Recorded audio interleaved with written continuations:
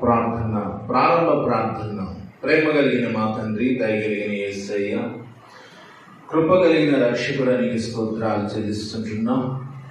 ఈ ఉదయకాల సమయంలో నీ సముఖమందు నుండి ప్రార్థించే కృప, ధన్యత మీరు మాకు దయచేసినందుకే స్తోత్రములు చెల్లిస్తూ ఉంటున్నాను. నాయన, కూడి వచ్చిన భక్తులను దీవించండి, ఆశీర్వదించండి. ఈ ప్రార్థనలో ఎవరు ఏకీభవిస్తున్నారో వారిని అందరినీ మీరు ఆశీర్వదించి దీవించమని మేము ప్రార్థిస్తున్నాం. ఈ కూడిక ప్రారంభం నుండి ఆశీర్వాద ప్రార్థన వరకు మీరే మాకు తోడేయుండి మీరు మహిమ పొందమని మా ప్రభును రక్షకుడునైన యేసుక్రీస్తు వారి యొక్క నామమున ప్రార్థించి వేడుకుంటున్నాం తండ్రి. ఆమేన్, ఆమేన్. కూర్చోండి, పాటలు పాడుకుందాం.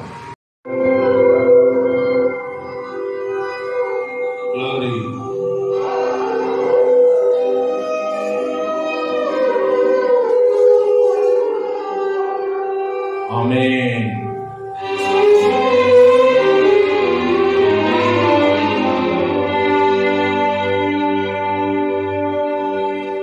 స్తుతి.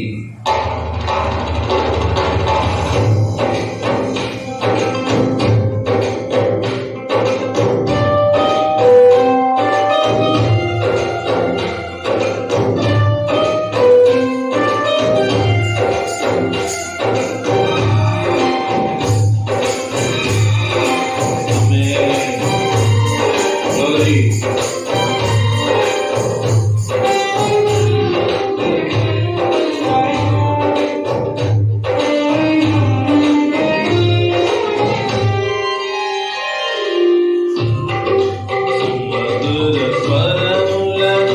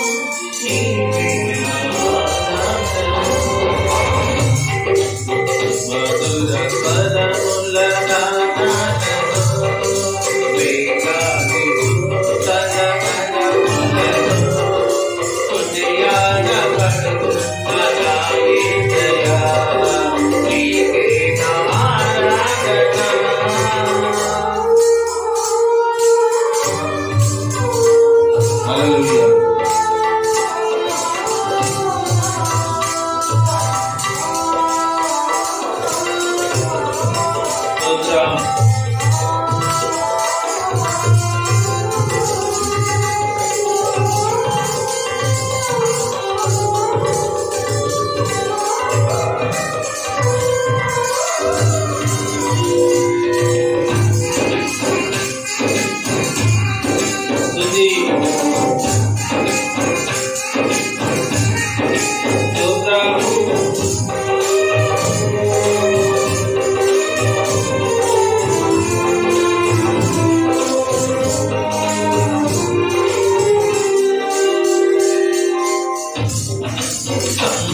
సంపూర్ణమైన నీ చిత్తమే అనుకూలమైన సంకల్పమే జరిగించుతున్నావు నన్ను విడువగా నా ధైర్యము నీవేగా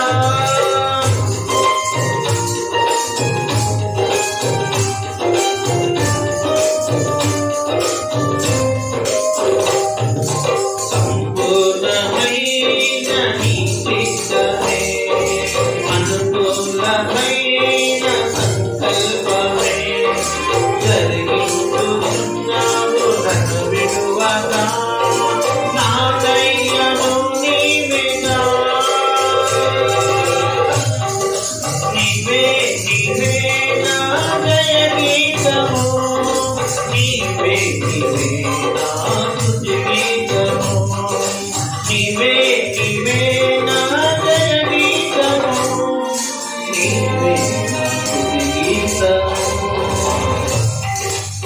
మధుర స్వరముల గానాలలో వేలాది దూతల గలములలో కొనియాడబడుతున్న నా యేసయ్యా నీకే నా ఆరాధన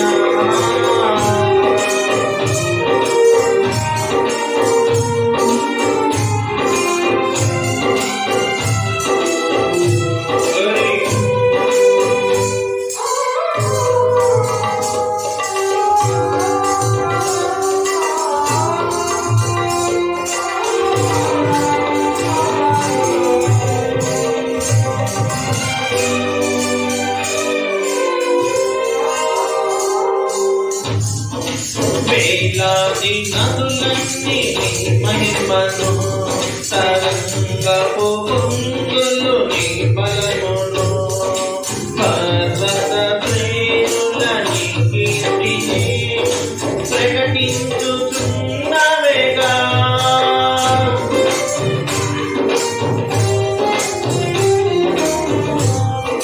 వేలాది నదులన్నీ నీ మహిమను తరంగపు పొంగులు నీ బలమును పర్వత శ్రేణుల నీ కీర్తిని ప్రకటించుచున్నవేగా నీవే నీవే నా అతిశయము నీకే నీవే నా ఆరాధన నీవే నీవే నా అతిశయము నీకే నా ఆరాధన మధుర స్వరముల గానాలలో వేలాది దూతల గలములలో కొనియాడబడుతున్న నా యేసయ్యా నీకే నా ఆరాధన మహానందమే నాలో పరవశమే నిన్ను స్తుతించిన ప్రతిక్షణం మహానందమే నాలో పరవశమే నిన్ను స్తుతించిన ప్రతిక్షణం బహుళ స్వరముల గానాలలో వేలాది దూతల గలములలో కొనియాడబడుతున్న నా యేసయ్యా నీకే నా ఆరాధన హల్లెలూయా స్తోత్రం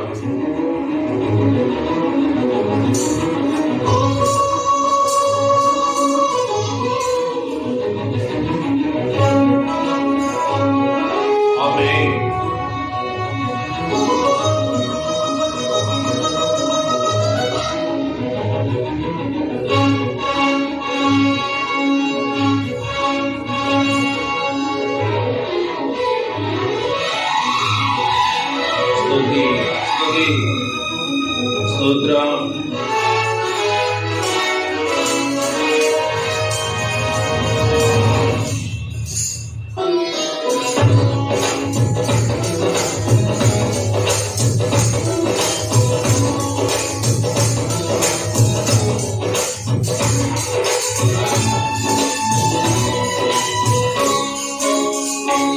అతి పరిశుద్ధుడా స్తుతి నైవేద్యము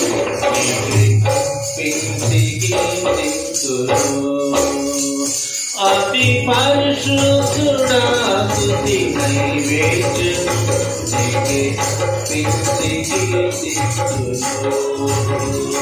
నీవు నా పక్షమై నన్ను దీవించగా నీవు నా తోడువై నన్ను నడిపించగా జీవింతును నీ కోసమే ఆశ్రయమైన నా యేసయ్య అతి పరిశుద్ధుడా స్తుతి నైవేద్యము నీకే అతి పరిశుద్ధుడా స్తుతి నైవేద్యము నీకే అర్పించి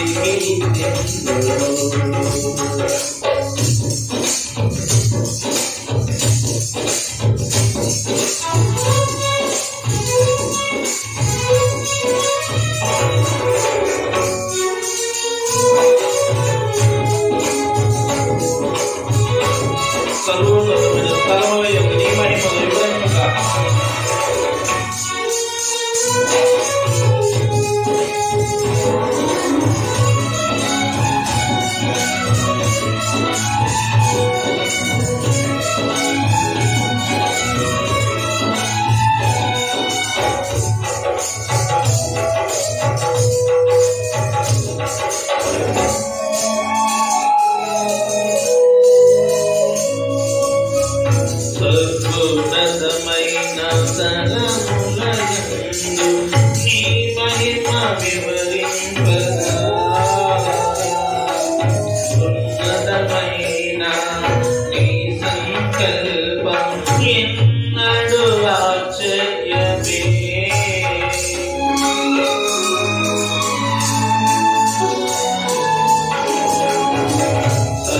సర్వోన్నతమైన స్థలములందు నీ మహిమ వివరించగా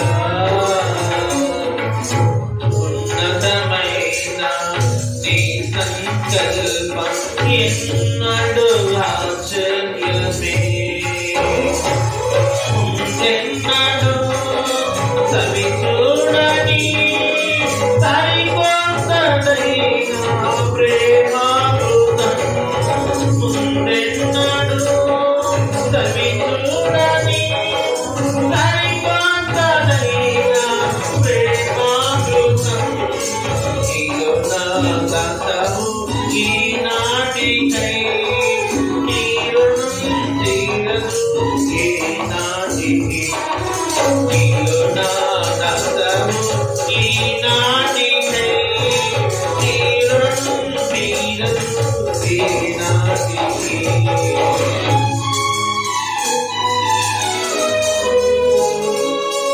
అతి పరిశుద్ధుడా స్తుతి నైవేద్యము నీకే అర్పించి కీర్తింతును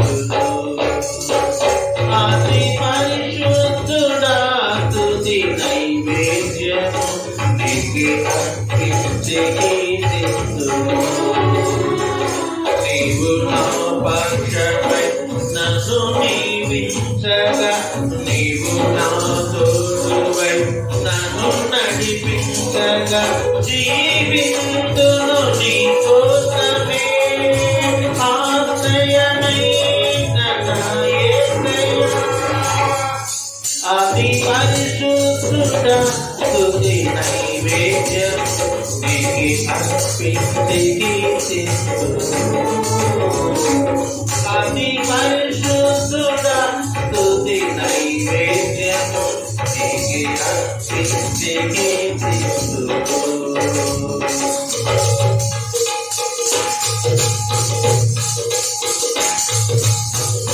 Glory.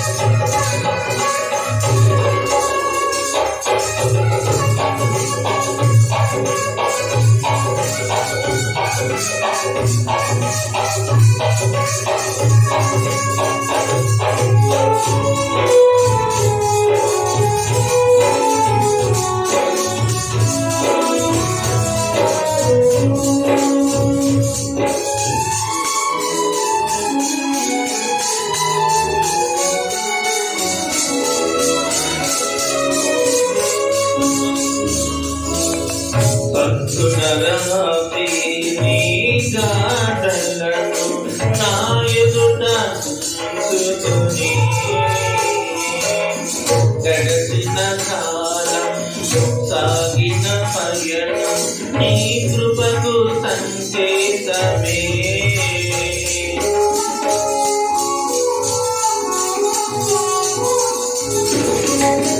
సద్గుణ రాత్రి నీ జాడలను నా ఎదుట ఉంచుకొని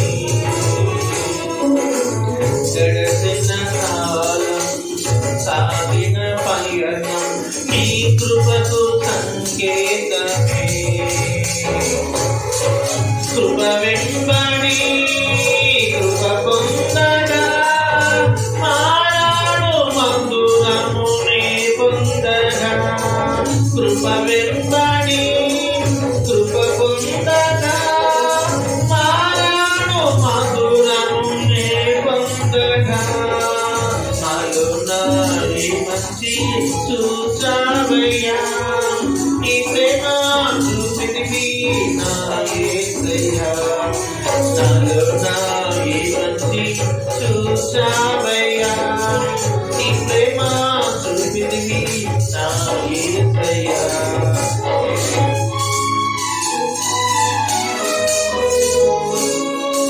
అతి పరిశుద్ధుడా స్తుతి నైవేద్యము నీకే అర్పించి కీర్తిస్తును అతి పరిశుద్ధుడా స్తుతి నైవేద్యము నీకే అర్పించి కీర్తిస్తును నీవు నా పక్షమై నన్ను నీపించగా నీవు నా తోడువై నన్ను నడిపించగా జీవించును నీ కోసమే ఆశ్రయమైన నా యేసయ్యా అతి పరిశుద్ధుడా స్తుతి నైవేద్యము నీకే అర్పించి కీర్తిస్తును అతి పరిశుద్ధుడా స్తుతి నైవేద్యము నీకే అర్పించి కీర్తిస్తును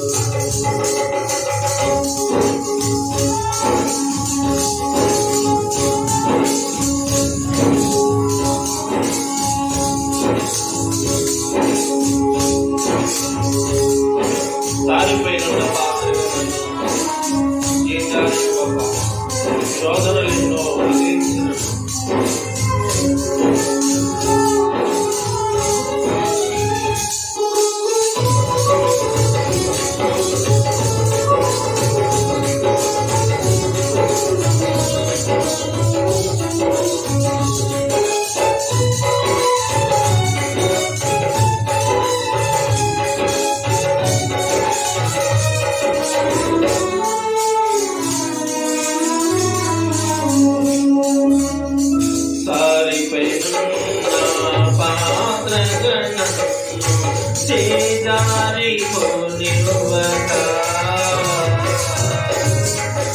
శోధనలెన్నో ఎదిరించినను నన్ను తోలిపోనివ్వగా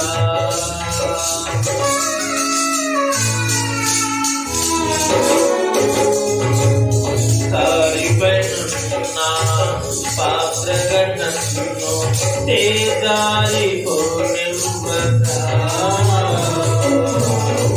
శోధనలెన్నో ఎదిరించినను నన్ను తోలిపోనివ్వగా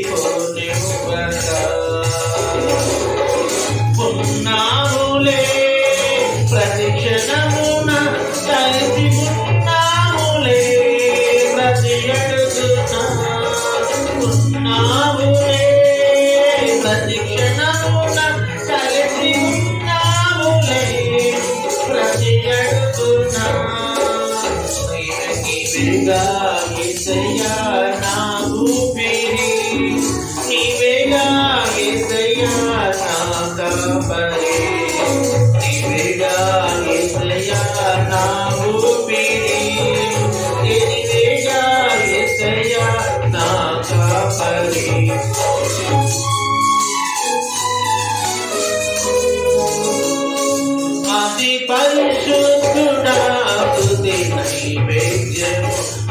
నీకే అర్పించి కీర్తిస్తును.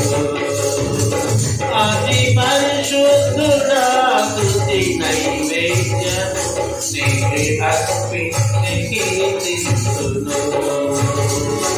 నీవు నా పక్షమై నన్ను దీవించగా, నీవు నా తోడుపై నన్ను నడిపించగా, జీవించును నీ కోసమే ఆశ్రయమైన నా యేసయ్యా. అతి పరిశుద్ధుడా స్తుతి నైవేద్యము నీకే అర్పించి కీర్తిస్తును. నీవు నా పక్షమై నన్ను దీవించగా, నీవు నా తోడుపై నన్ను నడిపించగా, జీవించును నీ కోసమే ఆశ్రయమైన నా యేసయ్యా. జీవించును నీ కోసమే ఆశ్రయమైన నా యేసయ్యా. జీవించును నీ కోసమే ఆశ్రయమైన నా యేసయ్యా. జీవించును నీ కోసమే ఆశ్రయమైన నా యేసయ్యా.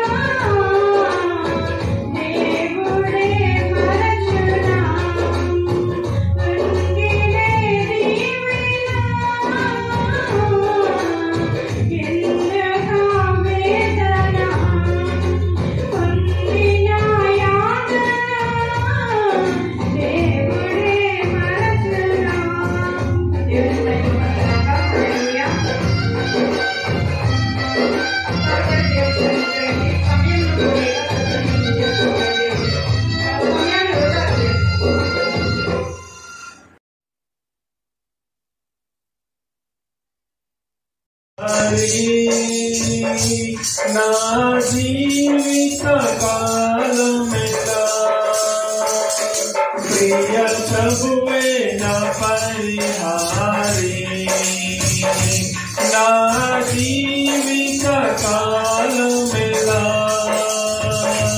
ప్రియ ప్రభువే నా పరిహారి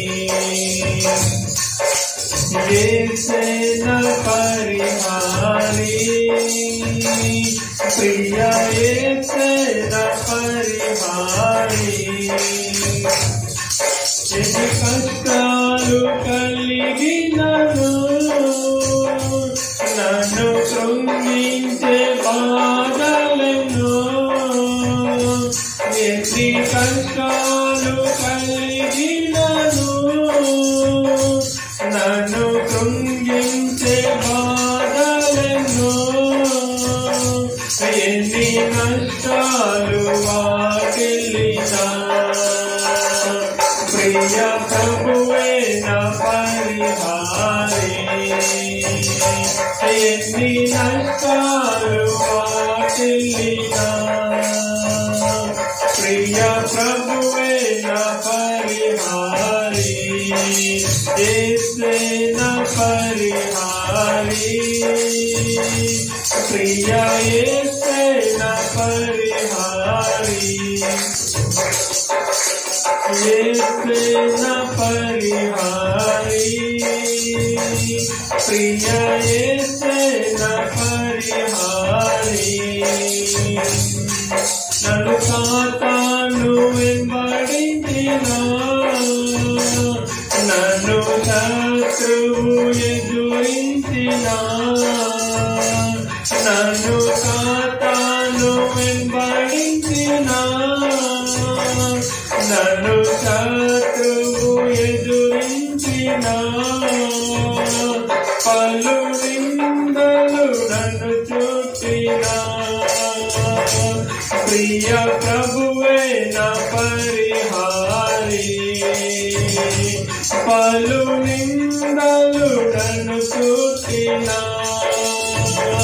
ప్రియ ప్రభువే నా పరిహారి యేసే నా పరిహారి ప్రియ యేసే నా పరిహారి యేసే నా పరిహారి ప్రియ యేసే నా పరిహారి దేవా నీవే నా ఆధారం నీ ప్రేమకు కాటెవరు దేవా నీవే నా ఆధారం నీ ప్రేమకు కాటెవరు నా జీవిత కాలమంతా నిన్ను పాడి స్తుతించెదను నా జీవిత కాలమంతా నిన్ను పాడి స్తుతించెదను యేసే నా పరిహారి ప్రియ యేసే నా పరిహారి నా జీవిత కాలమెల్లా ప్రియ ప్రభువే నా పరిహారి నా జీవిత కాలమెల్లా ప్రియ ప్రభువే నా పరిహారి మణిమాన్యాలు లేకున్నను పలు వేదనలు వేధించినా మణిమాన్యాలు లేకున్నను పలు వేదనలు వేధించినా నరులెల్లరూ నన్ను విడచినా ప్రియ ప్రభువే నా పరిహారి నరులెల్లరూ నన్ను విడచినా ప్రియ ప్రభువే నా పరిహారి యేసే నా పరిహారి ప్రియ యేసే నా పరిహారి నా జీవిత కాలమెల్లా ప్రియ ప్రభువే నా పరిహారి నా జీవిత కాలమెల్లా ప్రియ ప్రభువే నా పరిహారి. హల్లెలూయా. ఆదరించి ఆశీర్వదించి ఆయన సన్నిధి నాకు ఇచ్చినందుకు నీకు స్తుతులు స్తోత్రములు వందనాలు ప్రభువా. నన్ను నా కుటుంబాన్ని మన సంఘాన్ని సహోదరు కుటుంబాన్ని కుటుంబాన్ని నీ ఆస్థానంలో బద్దలుపరుచుకొని ఆయన నీ చెయ్యి పట్టుకొని నడిపించు ఆదరించు దర్శించు. ఒకసారి జ్ఞాపకం చేసుకొని ఆయన ఇంటికొక గొడవ ప్రభువా. గొడవలో నాయన ఈ గొడవలో గొడవలు ఇంటికి తీరతలేదు ప్రభువా. పరిశుద్ధాత్ముడా నా జీవితంలో ఎన్నో చేసావు ప్రభువా. ఏమవ్వగలరు ప్రభువా, ఏమి చేయగలరు ప్రభువా. నా సిగురింపు చేయమని అడుగుతున్నాను, నీ చెయ్యి పట్టుకొని నడిపించమని అడుగుతున్నాను నాయన. నా తండ్రి నీ మీద ఆనుకొని నిన్ను అత్తుకొని నీ మీద ఆధారపడి శ్రాతు నాయన నిన్నే నమ్ముకుని బ్రతుకుతుంది ప్రభువా. నర్సు నాయన నర్సులోకి మంచి ఆరోగ్యం ఈ ప్రభువా వేసుకున్న మందుల్లో మీరు ఉండండి నాయన. నీ చెయ్యి పట్టుకొని మరి ప్రభు 20 జ్ఞాపకం చేసుకోండి ప్రభు. నాయన తండ్రి దేవ మీ శక్తితో మీ బలంతో ప్రభు నింపి నడిపించండి దేవస్తోత్రము ప్రభు. ఎటువంటి బలహీనత లేకుండా ప్రభు బలపరచండి దేవస్తోత్రము తండ్రి. వందనాలు ప్రభు. నాయన తండ్రి దేవ మరి ప్రభు కుటుంబాలు ప్రభు కోవిడ్లో ప్రభు అగ్ని ప్రమాదం జరిగి ప్రభు ఎంతో మంది ప్రభు చనిపోయారు దేవస్తోత్రము ప్రభు. వందనాలు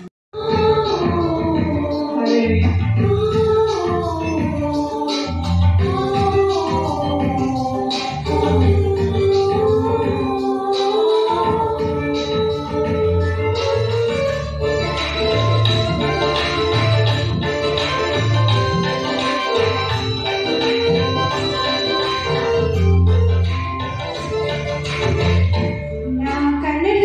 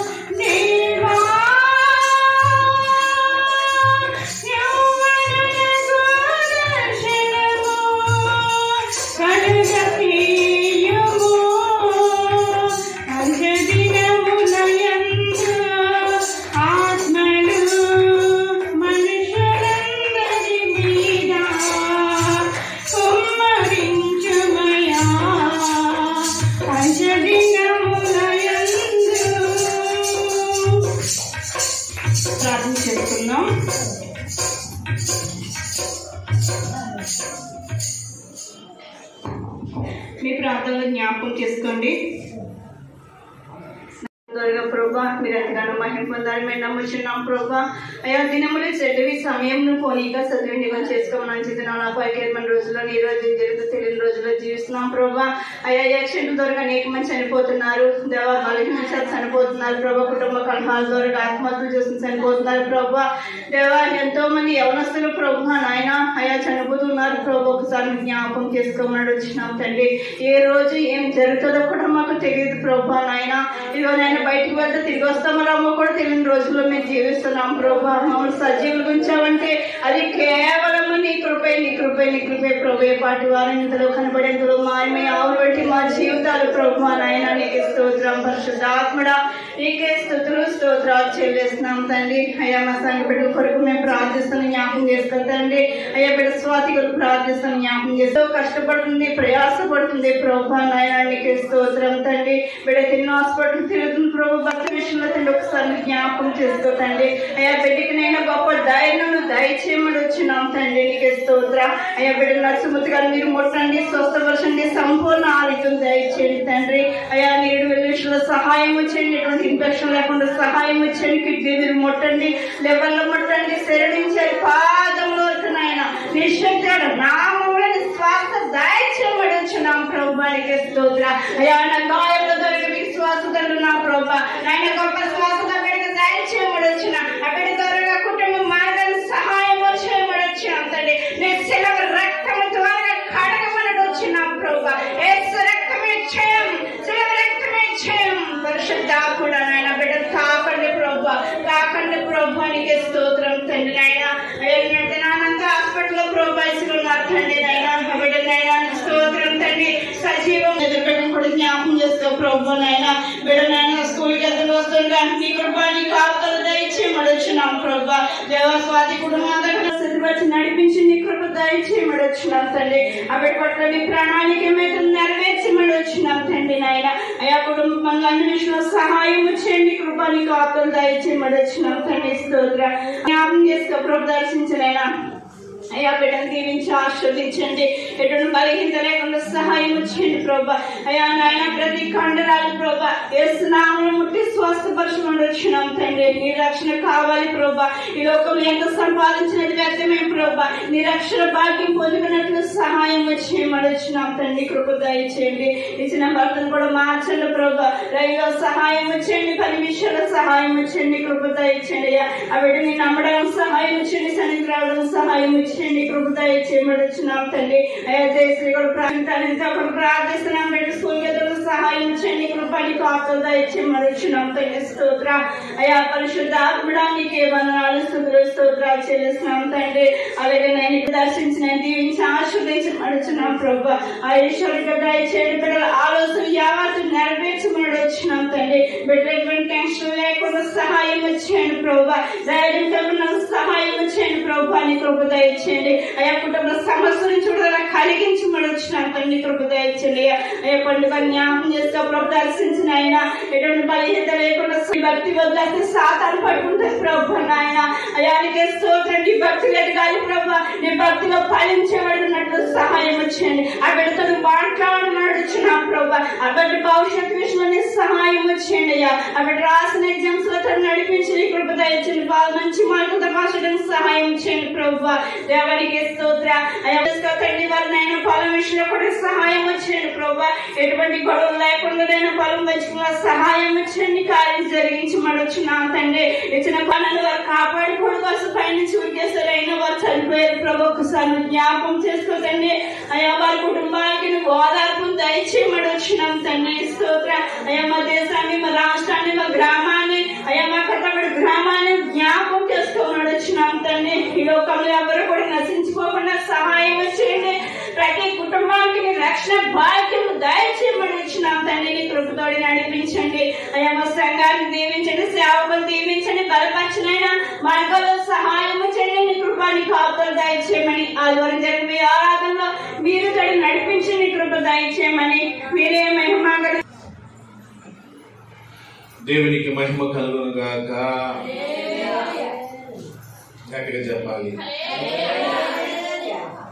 ఉపవాస ప్రార్థన గట్టిగా ఎక్కడ వస్తుందని ఊరుకుంటారా? మరోసారి చెప్పండి. వినపడలేదు. వారు దేవుని స్తుతిస్తూ ఉండగా భూకంపము కలిగెను, సరసాల పునాదులు అదిరెను. ఆమేన్. ఏంటండి అక్కడ ఉన్నది 100 మంది 1000 మంది? ఎంతమంది ఉన్నారు? 2. ఎంతమంది? 2. వారిద్దరు స్తుతిస్తున్నట. సరసాల పునాదులు ఇలాగ లారీ వెళ్తూ చూడండి ఎలా ఊగుతుందో, అలాగా సరసాల పునాదులు కూడా ఏమైపోయినట? అదిరిని. దేవుని స్తోత్రం. మరి ఇద్దరికే సరసాల పునాదులు అదిరితే ఇంతమంది ఉన్నాం, ఆగిపోయిన ఫ్యాన్లు కూడా గిర్రని తిరగాలి. ఏం తిరగాలి? దేవునికి స్తోత్రం. హల్లెలూయా, హల్లెలూయా. అంతే. వాళ్ళ స్తుతులు వేరు, మన స్తుతులు వేరు. వారి ఆశ వేరు, మన ఆశ వేరు. ఏదేమైనా ఈ సమయంలో ప్రభు అయిన యేసుక్రీస్తు వారి యొక్క పేరట మీకు శుభవందనాలు తెలియజేస్తున్నాను. లోక రక్షకుడైన యేసుక్రీస్తు వారి యొక్క కృప, కాపుదల, కరుణ, భద్రత, ఆయన వాత్సల్యత మీకు సదా తోడుగా ఉండునుగాక. ఆమేన్. నిజమే. ఈ లోకంలో చూస్తున్న ఎక్కడ చూసిన భయం, ఆందోళన, అరచేతుల్లో ప్రాణాలు పట్టుకుని బ్రతుకుతున్న వారు ఎంతో మంది ఉన్నారు. వారి ప్రాణాలు అరచేతుల్లోనే పట్టుకుంటున్నారు. ఎప్పుడు ఏం జరుగుతుందో తెలియదు, ఎక్కడ ఏమవుతుందో తెలియదు. అనుకోని పరిస్థితులు జరుగుతున్నాయి. బ్రతుకు తెరువు కొరకు కువైట్ వెళ్ళారు. ఒక 5 పెరవలి, ఒక అతనికి కండవెళ్ళు. ఇద్దరే మనకి తెలిసింది. మిగిలిన వారు ఇంకా ఎంతమంది ఉన్నారో తెలియదు. కానీ ఇక్కడ వాళ్ళే, పక్క వాళ్ళు కనుక తెలిసింది. బ్రతుకు తెరువుకి వెళ్ళారు మగవాళ్ళు ఇద్దరు కూడా. ఒకళ్ళు 10 సంవత్సరాలు అయింది, ఒకళ్ళు 12 సంవత్సరాలు బట్టి చేస్తున్నారు అక్కడ ఫ్యాక్టరీలో. మరి పైన అంటుకుంటే కింద వాళ్ళందరూ కూడా జాగ్రత్తగా వచ్చేద్దరు. కానీ కిందే అంటుకోవడం స్టార్ట్ అయింది. కింద అంటుకుంటే మనకి మన అపార్ట్మెంట్లు, ఏ అపార్ట్మెంట్ దానికి ఉండిపోతాయి. కానీ అట్లా అలాగా అన్ని అపార్ట్మెంట్లు ఒకటే పైప్ లైన్ ఉంటాయి, ఒకటే సప్లైలు ఉంటాయి. ఇడిటిగా తీస్తాడు. కానీ ఒక్క కింద అంటుకోవడం ద్వారా మొత్తం సర్క్యూట్ అయిపోయి వరుసటి మొత్తం అపార్ట్మెంట్లన్నీ కూడా ఒక్కసారి. పైగా సమయం ఏసీ వేసుకుని పడుకున్న సమయం, అది పడుకున్న సమయం, నిద్రపోతున్న సమయం. చాలా బాధాకరం. బ్రతుకు తెరువుకి వెళ్ళారు మనోళ్ళు. అక్కడేదో కష్టపడి ఆలోచిస్తునేవాళ్ళు. మొత్తం మంటిపోయింది. ఏదేమైనా వారు సంపాదించిన ఆస్తి ఎక్కడిదక్కడ ఉండిపోయింది. అనుభవించకుండానే ఈ లోకం నుంచి ఎన్నో ప్రాణాలు వెళ్ళిపోయినాయి. ఎందుకంటే మన జీవితం మన చేతిలో లేదు, అవి దేవుని చేతిలో మాత్రమే ఉంది. వాక్యం బోధిస్తుంది, రేపేం జరుగుతుందో మీరు ఎరగరు. హల్లెలూయా. రేపు ఏం జరుగుతుందో మీరు ఎరగరు. జాగ్రత్త. ఎరగని మనం ఎరిగిన దేవునికి లోబడి ఉండవలసిన వారమే ఉన్నాం. భగవంతుడికి లోబడి ఉన్నంత సేపు దేవుడు తన కృపా కాపుదల భద్రత మనకిస్తాడు. హల్లెలూయా. నేను అంటున్నాను, ఈరోజు నీవు క్షేమముగా ఉన్నావు అంటే, ఇంకా బ్రతికి ఉన్నావు అంటే అది దేవుని కృపయే. హల్లెలూయా. నేను ఇంకా బ్రతికి ఉన్నానంటే అది కేవలము నీ కృపయే అంటాడు భక్తుడు. మరి ఆయన కృపను స్మరించాలి. దేవుని కృప అమోఘమైన కృప, విడువని కృప, ఎడబాయని కృప. నిరంతరం నిలిచి ఉన్న కృప, ఆ కృపకు పాత్రులమయ్యాం. ఆ కృపలో నిలిచి ఉన్నాం. నిలిచే ఉండండి. ఆ కృపను వ్యర్థపరచుకోవద్దు. కృపను వ్యర్థం చేసుకుంటే తిరిగి సంపాదించడం చాలా కష్టం. కనుక దేవుని భక్తుల కృపలో వర్ధిల్లాలని ప్రభు పేరిట మనం చేస్తున్నాం. ఆమేన్. హల్లెలూయా, హల్లెలూయా. మంచిది. బైబిల్ గ్రంథములో రాజులు రాసిన 2వ గ్రంథము 5వ అధ్యాయము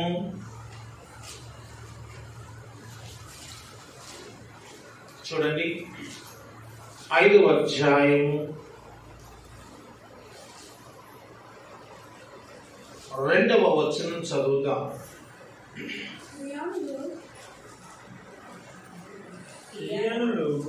సిరియనులు గుంపులు గుంపులుగా బయలుదేరి ఇశ్రాయేలుల దేశం మీదకి పోయి ఉండిరి.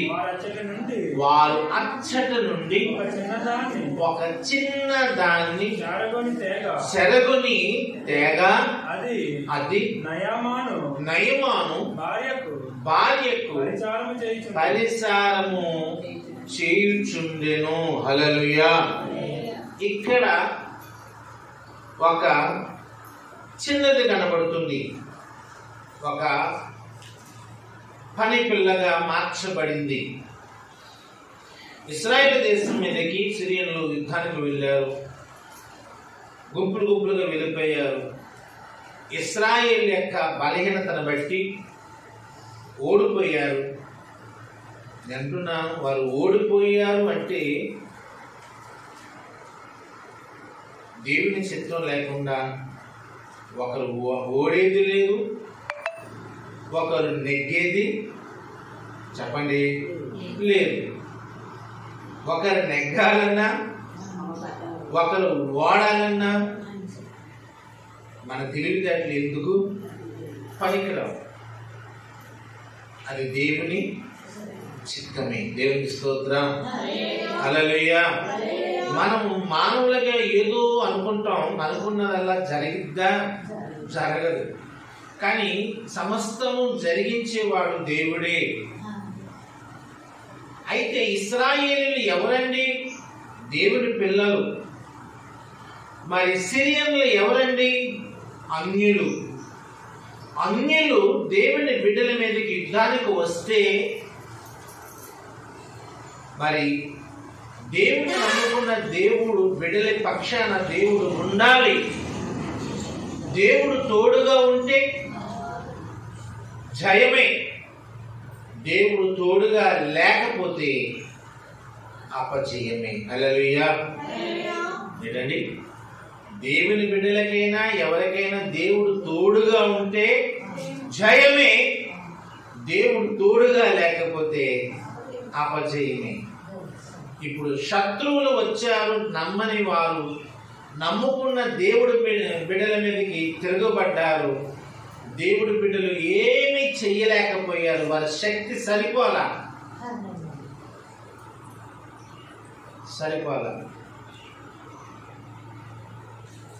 అప్పుడు ఏమంటారు తెలుసా? దేవుడు నమ్ముకున్న బిడ్డలు కూడా వాళ్ళ దేవుడు కాపాడలేదు, దేవుడు నమ్మిన బిడ్డలే దేవుడు వారికి సాయము చెయ్యలేదు అని ఎగతాళిగా మాట్లాడవచ్చు. చాలా మంది ఎలాగ మాట్లాడుతుంటారు? దేవుడు నమ్ముకున్న బిడ్డలకి ఏదైనా కష్టం వచ్చిందనుకోండి, మా దేవుడు గొప్పడు అన్నావు కదా, మా దేవుడు గొప్పడు అన్నావు కదా, మీ దేవుడు సాయం చేయలేకపోయాడా, కాపాడలేకపోయాడా, మీ దేవుడు మీకు సాయం చెయ్యడా అన్నట్టుగా ఎలా చూస్తారంటే చిత్రంగా చూస్తారు. అయినా సరే మన ఏ విషయంలో కూడా కృంగిపోవడానికి వీలు లేదు. హల్లెలూయా. చాలా మంది ఇలాంటి విషయాలు దేవుడి బిడ్డలు నమ్ముకున్న వారికి ఏదైనా కొంచెం అపశృతులు కానీ సమస్యలు ఎదురైతే నమ్మలేని వారికి కొంచెం హేళనగా అపహాస్యముగా వారికి కనిపించవచ్చు. ఒక భక్తుడు ఈ రీతిగా పాడుతున్నాడు. నీ దేవుడేడని నన్నడుగుచున్నాడు, ఎక్కడున్నావని చెప్పను, ఎలా ఉన్నావని చూపను. యేసు ఎక్కడున్నావని చెప్పను, ఎలా ఉన్నావని చూపను. హల్లెలూయా. నీ దేవుడే ఎక్కడున్నాడు? ఉంటే కాపాడా, ఉంటే నిన్ను రక్షించడా, ఉంటే ఎందుకు ఓడిపోతారు అన్నట్టుగా వారు మనం నవ్వుతూ చూడొచ్చు. అవును, ఇశ్రాయేలు పక్షాన దేవుడు ఉండాలి, దేవుడి పిల్లల గనక. కానీ దేవుడు వారికి అపజయమే ఇచ్చాడు, జయమేములా. దానికి కారణం ఉంది. దేవుడి పిల్లలైతే మాత్రం బుద్ధి లేకుండా బ్రతకమన్నాడా? దేవుడు బిడ్డలైతే అజ్ఞానంగా బ్రతకమన్నాడా? దేవుడు బిడ్డలైతే భక్తిని వదిలేయమన్నాడా? చెప్పండి. దేవుడి బిడ్డలైతే మాత్రం సుఖమేముంది? భక్తి లేదు. దేవుని బిడ్డలే ప్రార్థన లేదు. దేవుడి బిడ్డలే భయభక్తులు లేవు. దేవుడు బిడ్డలే దేవాలయం సంగతులు కూడా పట్టించుకోవడం మానేశారు. దేవుడు ఊరుకుంటాడా? ఇంకొక విషయం తెలుసా అండి, దేవుడు నమ్మనోళ్ళని చూసి చూడగా వదిలేస్తాడు, కానీ దేవుడు నమ్ముకున్నాక తర్వాత చూసి చూడనట్టుగా వదిలేసేవాడు కాదు. చూసి చూడనట్టు వదలడు. చాలా కేర్ఫుల్గా పట్టించుకుంటాడు ఆయన, చాలా జాగ్రత్తగా పరీక్షిస్తాడు ఆయన. నమ్మలేని వారికి గద్దించవచ్చు, కానీ నమ్ముకున్న వారికి కూడా తేడా వస్తే కొట్టవచ్చు ఆయన. ఎందుకంటే ఒక మాట చెప్తాను, మన బిడ్డనైతే కొడతాం, కానీ పక్కల బిడ్డలు మనం కొడతామా? అవసరమైతే తిడతాం, ఇంకెంతమండి తిడతాం, కానీ కొడతామా? కొట్టడానికి అధికారం ఉందా? సాహసం చేస్తామా? చెయ్యం. అలాగే దేవుడు కూడా నమ్మని వాళ్ళ గురించి అవసరత గద్దిస్తాడేమో కానీ పట్టడానికి ప్రయత్నం చేయడు. ఎవరు కొడతాడు తప్పు చేస్తే? దేవుడు తన పిల్లలు మాత్రమే శిక్షిస్తాడు. హల్లెలూయా. గట్టిగా చెప్పండి, హల్లెలూయా. ఇశ్రాయేలు అవడానికి దేవుడు భక్తులే కానీ దేవుని యొక్క భక్తి వారు లేనందున సిరియనులు వచ్చారు, గుంపులు గుంపులుగా దేశం మీద పడ్డారు, దొరికిన మట్టికి సొమ్ము మూటలు కట్టుకున్నారు, పశువులు ఉన్నాయి తోలుకుపోయారు. ఎక్కడన్నా పిల్లలు కనపడితే వాళ్ళు కూడా తీసుకుపోయారు, ఎందుకంటే ఇళ్ళలో పని చేయించుకోవడానికి. అడ్డొత్తి చంపేశారు, నానా కత్తలు చేసేసి ఆ దేశాన్ని పోయారు. సిరియనులు పెద్ద దేశమేం కాదు, ఆ చిన్న దేశాన్ని కూడా ఏమీ చెయ్యలేని స్థితిలో వారు ఉన్నారంటే దేవుడు వారికి తోడుగా లేడు కనుకొని వారు ఏమీ చెయ్యలేకపోయారు. కానీ ఆనాడు యెహోషువ కాలాల్లో మనం చూస్తున్న గొప్ప గొప్ప రాజ్యాలని వారు జయించారు అంటే దేవుడు అన్నాడు, నేను మీకు తోడుగా ఉన్నాను. ఆమేన్. వారికి ఇచ్చిన వాగ్దానం ఏంటండి? నేను మీకు తోడుగా ఉన్నాను, మీరు వెళ్ళు ప్రతి స్థలంలో నేను ఉంటాను, వెళ్ళండి అన్నాడంతే. అద్భుతంగా దేవుడు తోడుగా ఉన్నాడు కనుక గొప్ప కార్యాలు వారు చేశారు. ఇప్పుడు సిరియన్లు యుద్ధానికి వచ్చినప్పుడు దేవుడు వారికి తోడుగా లేడు, అందుకే ఇశ్రాయేలుకి అపజయం కలిగింది, నష్టం వచ్చింది, ఆస్తుల నష్టం, ప్రాణ నష్టం, పుట్టిన పిల్లల్ని చాలా మంది తీసుకుపోయారు పాలెలుగా పనులుగా చేయించుకోవడానికి. అయితే అందులో ఒక చిన్నది ఎక్కడ చేరిందట? సిరియా దేశములో నయమాను అనే సైన్యాధిపతి ఉన్నాడు. ఆ ఇంటిలో ఆ పిల్లని తీసుకొచ్చి, ఇంట్లో పని చేయలేకపోతున్నా అంటున్నా, ఇదిగో పిల్లని తీసుకొచ్చాను, పని చేయించుకో అని చెప్పి నయమాను తన భార్యకి ఆ పిల్లను అప్పగించాడు. దేవుని స్తోత్రం. ఇంకొక విషయం తెలుసండి, ఆ జీవితం అంతా పిల్లలు పరాయి దేశంలో ఎలా బ్రతకాలో తెలుసా? బానిస. ఎలా వచ్చింది అమ్మాయి? బానిస. జీతానికి కాదు, నెలకి ఎత్తిస్తారా మా అమ్మ బాబులు పంపిస్తాను ఆ జీతం వచ్చేది కాదు. ఆ పిల్ల బ్రతికినంత కాలం ఆ ఇంటిలో పని చేసుకోవాల్సిందే. ఒకవేళ వాళ్ళకి ఇష్టం లేదు బయటకు పో అన్నారనుకోండి, బయటికి రావడమే తప్ప అంతవరకు బయటకు వచ్చే పని లేదు. ఆ చిన్నది నయమాని ఇంటిలో చేర్చబడింది ఒక పని పిల్లగా. దేవుని స్తోత్రం. బైబిల్ గ్రంథం మనకు కనబడుతుంది ఒక చిన్నది. అమ్మాయి ఎవరట చెప్పండి? చిన్నది, పెద్దావిడేం కాదు, చిన్నది, వయసు చిన్నదే. నిజంగా చిన్నతనములో అమ్మ పక్షాన నాన్న పక్షాన అంటు పెట్టుకుని బ్రతకవలసిన బ్రతుకు, చిన్న వయసులో అమ్మ నాన్నలతో ఉండవలసిన జీవితం. ఇప్పుడు తల్లి లేదు, తండ్రి లేదు. ఆ చిన్నతనములో గంపెడి సాకరి ఆ అమ్మాయి నెత్తి మీద పడింది. దేవునికి స్తోత్రం. ఏ వయసు అది? చిన్న వయసు. దేవుని పిల్లలారా, చిన్నతనములోనే పరాయి దేశానికి బానిసగా కొనిపోబడిన చిన్నది. అయితే పేరు ఏం పేరు ఎవరికి తెలియదు కానీ, పేరు రాయబడలేదు కానీ, ఆ చిన్నది ఆ ఇంటికి ఒక పని మనిషిగా చేర్చబడింది. ఈ రోజుల్లో దేవుని పిల్లారా, చిన్నపిల్లలకి ఏమవచ్చు? ఏ పని దాన్ని ఏం చేయగలుగుతారు? చిన్న వయసు. కానీ ఒక ఇంటికి వెళ్ళాక వాళ్ళు, మన ఇంట్లో మన పిల్లలు ఉన్నారని చిన్నపిల్లలు అంటే 12 సంవత్సరాల అమ్మాయిలు, అమ్మ చెయ్యి అంటే ఒకసారి 10 సార్లు బ్రతిమలాడితే కానీ ఏ పని చేయదు. వెళ్ళమ్మా, ఎల్లు కొద్దిగా తోమే, ఇది కడిగే కొద్ది బట్టలు జాడించు అంటే ఎన్నిసార్లు చెప్పించుకుంటారు తెలుసా? 3 సార్లు చెప్పించుకుంటారు. అన్నిసార్లు చెప్తే కానీ అమ్మ పిల్లలు చేయరు. మరి అక్కడ అలా కాదు. చిన్నతనం అంటే ఆకతాయితనం, చిన్నతనం అంటే అంత బాధ్యత, బరువు తెలియని వయసు. మరి పరాయి దేశంలో పరాయి ఇంట బానిసలు ఉంటే అక్కడ సాగిద్దా? చెప్పండి. చిన్నదే కదా అని ఊరుకోరు. 4 పెడి కొట్టేస్తారు. కొట్టినా ఎవరు అడగరు కదా. కోపంతో తన్నొచ్చు, రెక్కెట్టిన బలబరి ఇడిచేయచ్చు, వినకపోతే చెవుగోలు మెలెట్టేసి ఎలాగైనా కొట్టి చేయించుకోవచ్చు. కొట్టినా తిట్టినా చంపినా అడగడానికి ఎవరు కూడా లేరు. సమస్తం వారికి ఏముందో తెలుసా? బానిస పిల్ల మీద అధికారం వారికి ఉంది. హల్లెలూయా.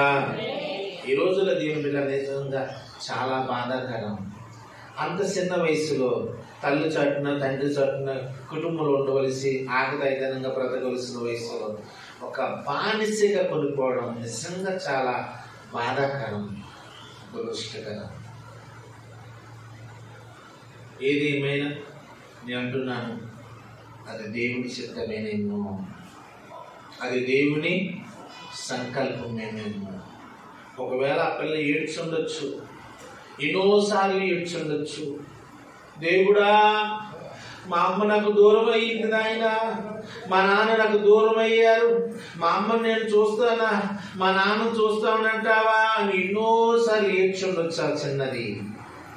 కానీ తల్లిదండ్రులు జరిగి లేకపోయినా మా ఇంటిలో మాత్రం పని పిల్లగా చేర్చబడింది. ఆమేన్, ఆమేన్. ఇప్పుడు జీతానికి ఏం కాదు, సెరగను వచ్చింది. జీవితాంతం వెట్టి సాకిరి. నేను చెయ్యను అంటే కుదరదు, కొడతారు. మీరు నాకేమిస్తారు? మాటలు లేవు. ఒక రోజున మా పెద్దమ్మ ఇంకో పెద్దమ్మకి కొడుకుని అక్క పిల్లల్ని పంపించే కొన్ని వెళ్ళాలి ఉంటాడు మా ఇంటికాడ ఉంది. ఆ పెద్దమ్మ కొడుకు కోసం ఏం పెట్టింది సార్? చెల్లె, మా అబ్బాయికి పొద్దున్నే పెరిగేసి అన్నం పెట్టాలి, మళ్ళీ 12 గంటలకు వేడివేడి అన్నం పెట్టాలి, మళ్ళీ సాయంత్రం వాడికి వేడివేడి అన్నం పెట్టాలి. 3 పూట్ల అన్నం పెడతావా? ముందే కండిషన్ చూడండి. ఆ పెద్దమ్మ ఇంకో పెద్దమ్మ ఇంటికి పంపించడానికి, కౌటం పంపించడానికి కన్న తల్లి ఎన్ని కండిషన్లు పెట్టిందో. తర్వాత నెలకు ఎంత పంపిస్తావు, నేను బ్రతకొద్దా, నెలకు ఎంత పంపిస్తావు ఈ నెలలో, ఇన్ని కండిషన్లు పెట్టి ఆడిని పంపించింది. ఆడికి వయసు ఎంత? 12 సంవత్సరాలు. 12 సంవత్సరాలు చెల్లే కదా, ఇంక లేదు, కండిషన్లు పెట్టి మా కౌటంది చిన్న పెద్ద వాళ్ళింటికి పంపించడానికి అన్ని షరతులు పెట్టింది. మరి ఈ పిల్లకి పంపించడానికి షరతులు ఎవరున్నాయి? ముద్దెడతారో లేదో తెలియదు, బట్టలు ఎత్తారో లేదో తెలియదు, బాగా చూసుకుంటారో లేదో తెలియదు, ఏమీ లేదు, ఏ షరతులు కూడా లేని స్థితి. సెలవులు వచ్చిన అమ్మాయి. నిజంగా దేవుని పిల్లల పరిస్థితి ఎవరికైనా కలిగితే చాలా బాధాకరమే, చాలా బాధాకరం. సరే, మంచిది. అయితే ఆ చిన్నది ఒకందుకు మెచ్చుకోదగినది ఏంటంటే ఆమె దేవుని గురించి తెలుసుకున్న దేవుని బిడ్డ. దేవుని స్తోత్రం. ఏంటండి చెప్పండి? దేవుని గురించి తెలుసుకున్న దేవుని బిడ్డ. ఏమో నాకు తెలియదు కానీ దేవుని పిల్ల, దేవుడు ఎవరిని ఎక్కడికి ఎప్పుడు ఎలాగ ఎక్కడికి చేర్చాలో అది దేవుని యొక్క ప్రణాళిక అయి ఉంటుంది. దేవుని బిడ్డలమైన వారి జీవితాల్లో ఆ చిన్నది, ఒకవేళ వాళ్ళ అమ్మానానికి భక్తి ఎంతవరకు ఉందో నాకు తెలియదు కానీ ఆ చిన్నది మాత్రం దేవుని గురించిన బాగా తెలుసుకున్న అమ్మాయి, దైవ భక్తి కలిగిన అమ్మాయి, దేవుని నమ్మిన అమ్మాయి, దేవుని బిడ్డ. దేవుని స్తోత్రం. హల్లెలూయా. మరి ఎందుకు దేవుని యొక్క ప్రణాళిక అంటే ఆ ఇంటికి ఇంకో అమ్మాయి, ఏ అమ్మాయిని పంపించవచ్చు, కానీ దేవుడు ఎందుకు దైవ భక్తి కలిగిన అమ్మాయిని దేవుడు ఆ ఇంటికి చేర్చాడు? ఆమేన్. మళ్ళీ చెప్పండి. దైవ భక్తి కలిగిన అమ్మాయిని దేవుడు ఆ ఇంటికి చేర్చాడు. దేవుడు ఎవరిని ఏ ఇంటికి చేర్చాలో అలాగే వారిని చేర్చే దేవుడు. ఇప్పుడు చిన్నదాన్ని నయమాని ఇంటికి తీసుకుని రావడానికి గల కారణం అంటాను, ఆ పిల్లలో ఉన్న భక్తే నేను అంటాను. ఆ భక్తిని బట్టే ఆ ఇంటికి దేవుడు చేర్చాడు. పైగా నయమాను అనే వ్యక్తి మూర్ఖుడు కాదు, క్రూరుడు కాదు, దుర్మార్గుడు కాదు. ఒక మంచి వ్యక్తి, ఒక నమ్మకమైన వ్యక్తి.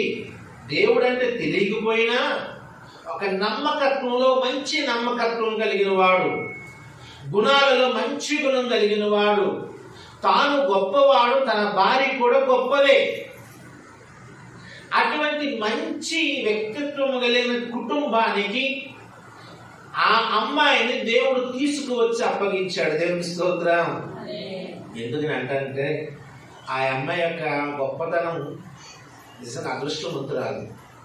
ఒకవేళ పరాయి వాళ్ళు ఎవరింటికైనా, ఏ దుర్మార్గుల ఇంటికో, కోపిస్టోర్ ఇంటికి వెళ్తే రోజు దెబ్బలాట పిల్లకి, రోజు మనశ్శాంతి ఉండదు ఆ పిల్లకి, దేవుడా అంటానికి కూడా అవకాశం ఉండదు. కానీ దైవ భక్తి కలిగిన అమ్మాయి ఆ ఇంటికి రావడం దేవుని యొక్క సంకల్పం. ఎందుకంటే ఆమె ప్రార్థన చేసుకున్న అడ్డెట్టేవారు కాదు, దేవుని నమ్ముకున్న తలుసుకున్న ఆటంకపరిచేవారు కాదు, పాటలు పాడుకుంటున్న వద్దు అనేవారు కాదు. అంటే ఆ అమ్మాయి భక్తిని ఆటంకపరిచే కుటుంబము కాదు. ఆ అమ్మాయి యొక్క ఆశ గొప్పది కనుకనే, ఆసక్తి గొప్పది కనుకనే దేవుడు ఎవరి ఇంటికి చేర్చాలో వారింటికి దేవుడు అమ్మాయిని చేర్చాడు.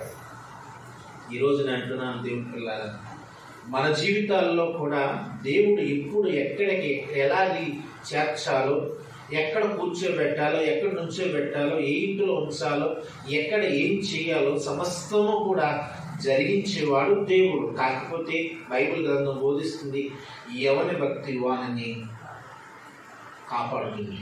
ఆమేన్. ఎవరి భక్తి వారిని కాపాడుతుంది. అంటున్నాను, చిన్నదైనా ఆ అమ్మాయి దేవుని నమ్మిన అమ్మాయి అనుకుని ఆ భక్తే దేవుడు ఆ ఇంటికి తీసుకొచ్చేలాగా దేవుడు చేస్తాడు. దేవుని స్తోత్రం, హల్లెలూయా. అయితే దేవుని పిల్లలారా, ఆ అమ్మాయి దైవికముగా జీవిస్తుంది. వాళ్ళు యజమానులు విగ్రహార్థులు, కానీ ఈ అమ్మాయి మాత్రం దైవ భక్తి కలిగింది. ఆ విగ్రహార్థులు అభ్యంతరంగా, మేము ఏంటి ప్రార్థన చేస్తున్నాం, మేము పూజలు చేస్తుంటే నువ్వేంటి ప్రార్థన చేస్తున్నావు అని అనలేదు. వారు అనుకున్నారు, చిన్నపిల్ల, ఆ పిల్ల నమ్మకాన్ని మనం ఆటంకపరచకూడదు, ఆ పిల్ల ఏదో చేసుకుంటుంది, పోనీ చేసుకొని, ప్రార్థన కదా చేసుకొని, ఎవరిష్టం వాళ్ళది అన్న మనసే కానీ అడ్డుపరిచే లక్షణాలు వారిలో లేవు. దేవుని స్తోత్రం. అలాగని ఈ పిల్ల అయ్యో మా యజమానులు తిడతారేమో అని ప్రార్థన మానేసే స్థితి ఈ పిల్లది కాదు. అవడానికి చిన్నదే, యజమానులు తిడతారేమో అని అనుకోలేదు, ఏమనుకో పడతారేమో అని అనుకోలేదు. ఒకవేళ వాళ్ళు చేసినట్టుగా నేను చేస్తాను సంతోషిస్తారేమో అన్నట్టుగా వాళ్ళు చేసి పూజలు చేయటం కానీ చెయ్యలేదు. ఎందుకంటే పరాయి ఇంటిలో ఉన్నా, తెలియని వాళ్ళ ఇంట్లో ఉన్నా, బానిసగా బ్రతుకుతున్నా, తాను తెలుసుకున్న భక్తి, తాను నమ్మిన దేవుణ్ణి ఆ చిన్నది వదులుకోలేదు. హల్లెలూయా. కొడతారేమో తిడతారేమో అన్న భయము కూడా లేదు. ఎందుకంటే నమ్మిన దేవుని గురించి అంత సాక్షిగా నిలబడింది. ఈరోజు నేను అంటున్నాను, దేవుని పిల్లలు, మన జీవితాల్లో మనమైనా ఎక్కడున్నా సరే, ఏ దేవుని గురించి నువ్వు గ్రహించావో, నమ్మేవో, ప్రార్థించావో, ఆ ప్రార్థన ఎక్కడికి వెళ్ళినా అలాగే ఉండిపోవాలి. ఉదాహరణ, ఇంటికాడ ఉన్నాం, లేవుగానే ప్రార్థన చేసుకునేవాళ్ళం. ఒకవేళ మధ్యాహ్నం వెళితే పాటలు ప్రార్థన చేసుకునేవాళ్ళం, కొడుకుని ముందు ప్రార్థన చేసుకునేవాళ్ళు. అదే నువ్వు చుట్టూ ఇంటికి వెళ్ళావు, వాళ్ళ దేవుడు అంటే తెలియదు, విగ్రహార్థులు, వాళ్ళ ఇంట్లో నీ ఇంటికాడ చేసినట్టే నువ్వు ప్రార్థన చేస్తావా? అక్కడ అంటాడండి, చేస్తామా? చేసుకుంటే ఏమనుకుంటారో బాబా, అనుకుంటారేం బాబా, ఏమని అనుకుంటారేం బాబా, ఇంటికాడ గట్టిగా ప్రార్థన చేసేదాను, మరి అక్కడే చేయలేవు. బాధపడతారనా, అనుకుంటారనా, నవ్వుతారైనా? అంటే ఇంటికాడ మనం ఏ రీతిగా మనం ఉన్నామో ఎక్కడికి వెళ్ళి అలాగే ఉండాలి, అలాగే ఉండాలి.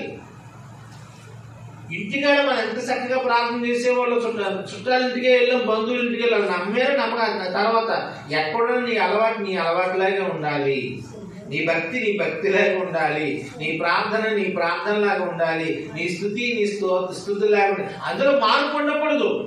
ఇల్లు మారినా, ఊరు మారినా, ప్రాంతం మారినా, దేశమే మారినా, ఏది మారినా నీ అనుభవం, నీ భక్తి, నీ ప్రార్థన అది ఇప్పుడు అలాగే ఉండాలి. అది మారడానికి వీలు లేదు. అది ఎందుకు మారాలి? పరిస్థితులు బట్టి మార్చేద్దామా? పద్ధతులు బట్టి మార్చేస్తామా? స్థితిగతులను బట్టి మార్చేస్తామా? మార్చుకోడు. ఒక రోజున నాకు తెలిసిన ఒక దైవజనుడు ఉన్నాడు. అతను లోన మీద వస్తూ ఉన్నాడు. ఇంటికాడ 1 గంట అయితే ప్రార్థన చేసుకునే అలవాటు అంట. ఏంటండి, ఇంటికాడ 1 గంట అయితే ప్రార్థన చేసుకునే అలవాటు. ఆయన లోన మీద వస్తా 1 గంట అయిపోయింది, మంచి ఎండ. చెట్టుగడికి వెళ్ళాడు, ఆ లోన ఆపేశాడు, పక్కన పెట్టాడు, కింద కచ్చి వేసుకుని మోకాళ్ళ నుంచి ఆ చెట్టు కిందే ప్రార్థన చేసుకుంటున్నాడు. నేను చూద్దాం, ఏంటి చెట్టు కింద అలాగే ప్రార్థన చేసుకుంటున్నాడేంటి, ఇంటికాడ మానేసి చెట్టు కింద ప్రార్థన చేస్తున్నాడేంటి అని చెప్పి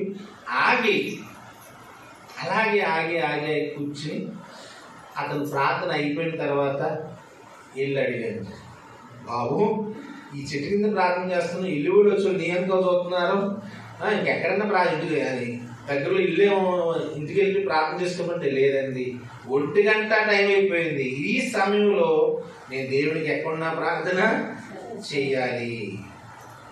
అంతే, కరెక్ట్గా చెట్టు కాడికి వచ్చి ఆపేశాడు లోన, అక్కడే చెట్టు కిందే ప్రార్థన చేస్తున్నాడు. అంటే తాను అనుకున్న టైం ప్రకారం ఎక్కడున్నా సరే ఆ సమయంలో ప్రార్థన కంటిన్యూ చేస్తున్నాడు. అంటే ఇల్లు వీళ్ళు చూస్తారేమో, వచ్చి వాళ్ళు చూస్తారేమో, ఇక అదేం లేదు. అది చూస్తే నాకే, నవ్వుకుంటే నాకే, ఏమనుకుంటే నాకే, నా ప్రార్థన ఇది నేను చేసుకుంటాను. చూడండి, చాలా మంది జీవితాల్లో నిజంగా దేవుళ్ళారా వారి యొక్క విధానాలు చాలా గొప్పగా కనపడుతున్నాయి. మనుషుల గురించి, బంధువుల గురించి, చుట్టాల గురించి, శత్రువుల గురించి భయపడే వారిని ఉంటే ఎలాగా? శత్రువుల మధ్య ఉన్నా సరే భయపడకూడదు, పగవారి మధ్య ఉన్నా సరే భయపడకూడదు. దేనికి భయం? నీ భక్తి దాన్ని కొనసాగించు, నీ ప్రార్థన కొనసాగించు.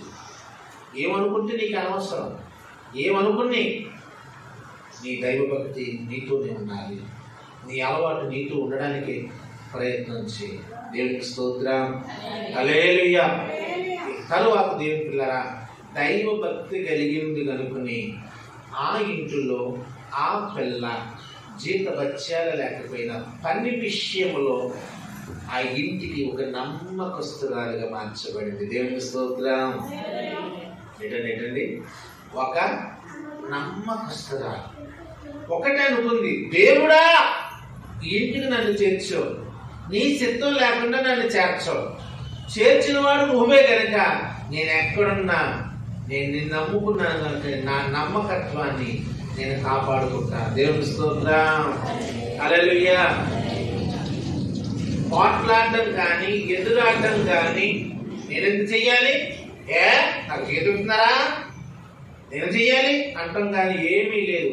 ఏ పని చెప్పినా ఆ అమ్మాయి ఆ ఇంటిలో నమ్మకస్తురాలుగా మార్చబడింది. దేవుని స్తోత్రం.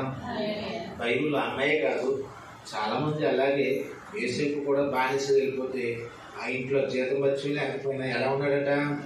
నమ్మకస్తుడిగానే ఉన్నాడు. ఆమె దేవుడి పిల్లలు ఎక్కడున్నా మనం ఎలా ఉండాలట?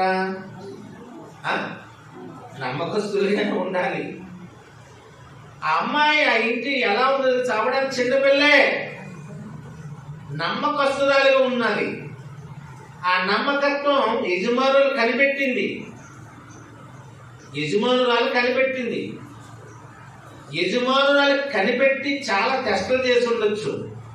పనుల్ని యజమానులు ఏం చేస్తారంటే టెస్టింగ్ చేస్తారు. ఏంటమ్మా ఏం చేస్తారు? టెస్టింగ్. డబ్బులు రాయి మీద పెట్టి మర్చిపోయినట్టు, ఏదో జేబులో పెట్టి మర్చిపోయినట్టు, ఇలాంటి టెస్టింగ్ చేస్తారు. కానీ ఆ టెస్టింగ్లో ఎలా ఉండాలట? నమ్మకంగానే ఉండాలి. దేవునికి స్తోత్రం. ఎలా ఉండాలండి? నమ్మకస్తులు. కానీ విదేశాల్లో ఉన్నారనుకోండి, ఇంటికి వచ్చిన పని మనిషి నమ్మకస్తులారా కాదనుకుని తీసిన నొమ్ములు అక్కడ పెట్టి మర్చిపోయినట్లు, లేకపోతే ఏదో పక్కన పడేసి మర్చిపోయినట్లు చేస్తారు. కానీ ఇంట్లో సీసీ కెమెరాలు అలా ఆన్లో ఉంటాయి. తుడిసినప్పుడు దొరికిన, అయ్యా అమ్మ ఈ మూల ఇంకో దొరికింది, అమ్మగారు ఈ మూల డబ్బులు ఉన్నాయి, బియ్యనా ఇది కూడా తీసుకోండి అని నమ్మకంగా ఉంటారో లేదో పరీక్షించడానికి కూడా అనేక మంది ప్రయత్నాలు చేస్తారు. నేను చిన్నదాన్ని ఆ యజమానురాలు చాలా సార్లు పరీక్షించవచ్చు. తిండి విషయంలో కానీ, డబ్బుల విషయాల్లో కానీ, బంగారం విషయం, ప్రతి విషయంలో నమ్మకత్వాన్ని కలిగి ఉండడం ఆ యజమానురాలు చూసింది. హల్లెలూయా. నిజంగా దేవుని పిల్లారా, అటువంటి నిజాయితీ నమ్మకత్వం ప్రతి క్రైస్తవ బిడ్డ మనం కలిగి ఉండాలి. ఎక్కడైనా సరే, ఏ ఊళ్ళైనా సరే, ఏ పనులైనా సరే, అది భక్తే కావచ్చు, ప్రార్థనే కావచ్చు, పనే కావచ్చు, కార్యమే కావచ్చు, ప్రయాణమే కావచ్చు, ఏదైనా కానివ్వండి, అన్ని విషయాలు మనం ఎలా ఉండాలో తెలుసా? నమ్మకస్తులుగా ఉండాలి. హల్లెలూయా. ఎలా ఉండాలి? నమ్మకస్తులుగానే ఉండాలి. నాకు లాభం ఏంటండి, నాకు ఉపకారం ఏంటండి, నాకెందుకు వచ్చిందండి, నాకు అనవసరం అండి అనుకుంటే అది నమ్మకత్వం కాదు. నమ్మకత్వం అంటే అప్పగించిన దాన్ని జాగ్రత్తగా అప్పగించి వరకు కూడా దాన్ని ఏం చేయాలి? నమ్మకముగా కాపాడుకోవడానికి ప్రయత్నం చేయాలి. నాకేంటి ఉపకారం, నాకేంటి లాభం, ఇన్ని ఆలోచిస్తే మనం ఏ విషయాల్లో కూడా నమ్మకంగా మనం ఉండలేము. దేవుని బిడ్డలారా, దేవుడు మీకు అప్పగించింది ఏం అప్పగించాడో నాకు తెలియదు, కానీ నేను అంటున్నాను, మీకు దేవుడు ఏం అప్పగించాడు మీకే తెలియదు. దేవుడు మీకు ఏది అప్పగించాడు అది మీకే తెలియదు. మరి ఎందులో మీరు నమ్మకంగా ఉంటారు? దేవుడు మీకు ఏం అప్పగించాడు తెలుసా? మీకు ఆయుష్నిచ్చాడు, ఆరోగ్యం ఇచ్చాడు, బ్రతుకునిచ్చాడు, కుటుంబమునిచ్చాడు, బిడ్డలనిచ్చాడు, ధనమునిచ్చాడు, ఇల్లు వాక్యలనిచ్చాడు, కృపనిచ్చాడు, ఓపికనిచ్చాడు. ఇవన్నీ కూడా ఒకసారి మీరు ఆలోచన చేయండి. దేవుడు మీకు ఏమి ఇచ్చాడు? ఆ ఇచ్చిన వాటిలో మీరు ఏ విషయంలో నమ్మకం ఉన్నారు? వాళ్ళంతా దేవుడు మిమ్మల్ని ప్రాణాలతో కాపాడాడు. మధ్యలో చంపేశాడా? లేదు. వాళ్ళంతా ప్రాణాలతో కాపాడాడు, ఆరోగ్యాలు ఇచ్చాడు. ఎందులో నమ్మకంగా మనకున్నాం? చేతులు డబ్బులు లేవుంటే చేతులు డబ్బులు పెట్టాడు. ఆ డబ్బుల్లో నమ్మకంగా ఉన్నావా? ఆరోగ్యంలో నమ్మకం ఉన్నావా? ఆయుష్లో నమ్మకంగా ఉన్నావా? ఓపిక ఇచ్చాడు, అందులో నమ్మకం ఉన్నావా? తినే ఆహారం ఇచ్చాడు, అందులో ఎందులో నమ్మకం ఉంటున్నాం? మనం ఏ విషయాలు కూడా మన నమ్మకం ఉంటులా. ఏనాడు మన నమ్మకత్వం మనం ఏనాడు వదిలేసుకున్నాం. నమ్మకత్వం లేనప్పుడు అది కృతజ్ఞతాభావం కాదు, అది కృతజ్ఞతాభావం అవదు. దేవుడి పిల్లల మనం అన్ని విషయాలు నమ్మకంగా బ్రతకడానికి మనం ప్రయత్నం చేయాలి. మరి చిన్నది ఆ నమ్మకం బట్టి యజమానులు గొప్ప సంతోషం కలిగింది. దేవుని స్తోత్రం. ఏం కలిగింది? సంతోషం కలిగింది. దేవుని బట్టి సంతోషించే రీతిలో. ఎందుకంటే ఆయన సంతోషించింది నీకు తెలియదు. ఆయన ఎందుకు సంతోషిస్తున్నాడు, ఆయన ఎందుకు బాధపడదు నీకు అర్థం కాదు. యజమానుల సంతోషం ఆ పిల్లకి తెలియదు. అలాగే నీ నమ్మకత్వం దేవునికి సంతోషాన్ని కలిగిస్తుంది. దేవుని సంతోషం నీకు తెలియదు, దేవుని ఆనందం నీకు తెలియదు.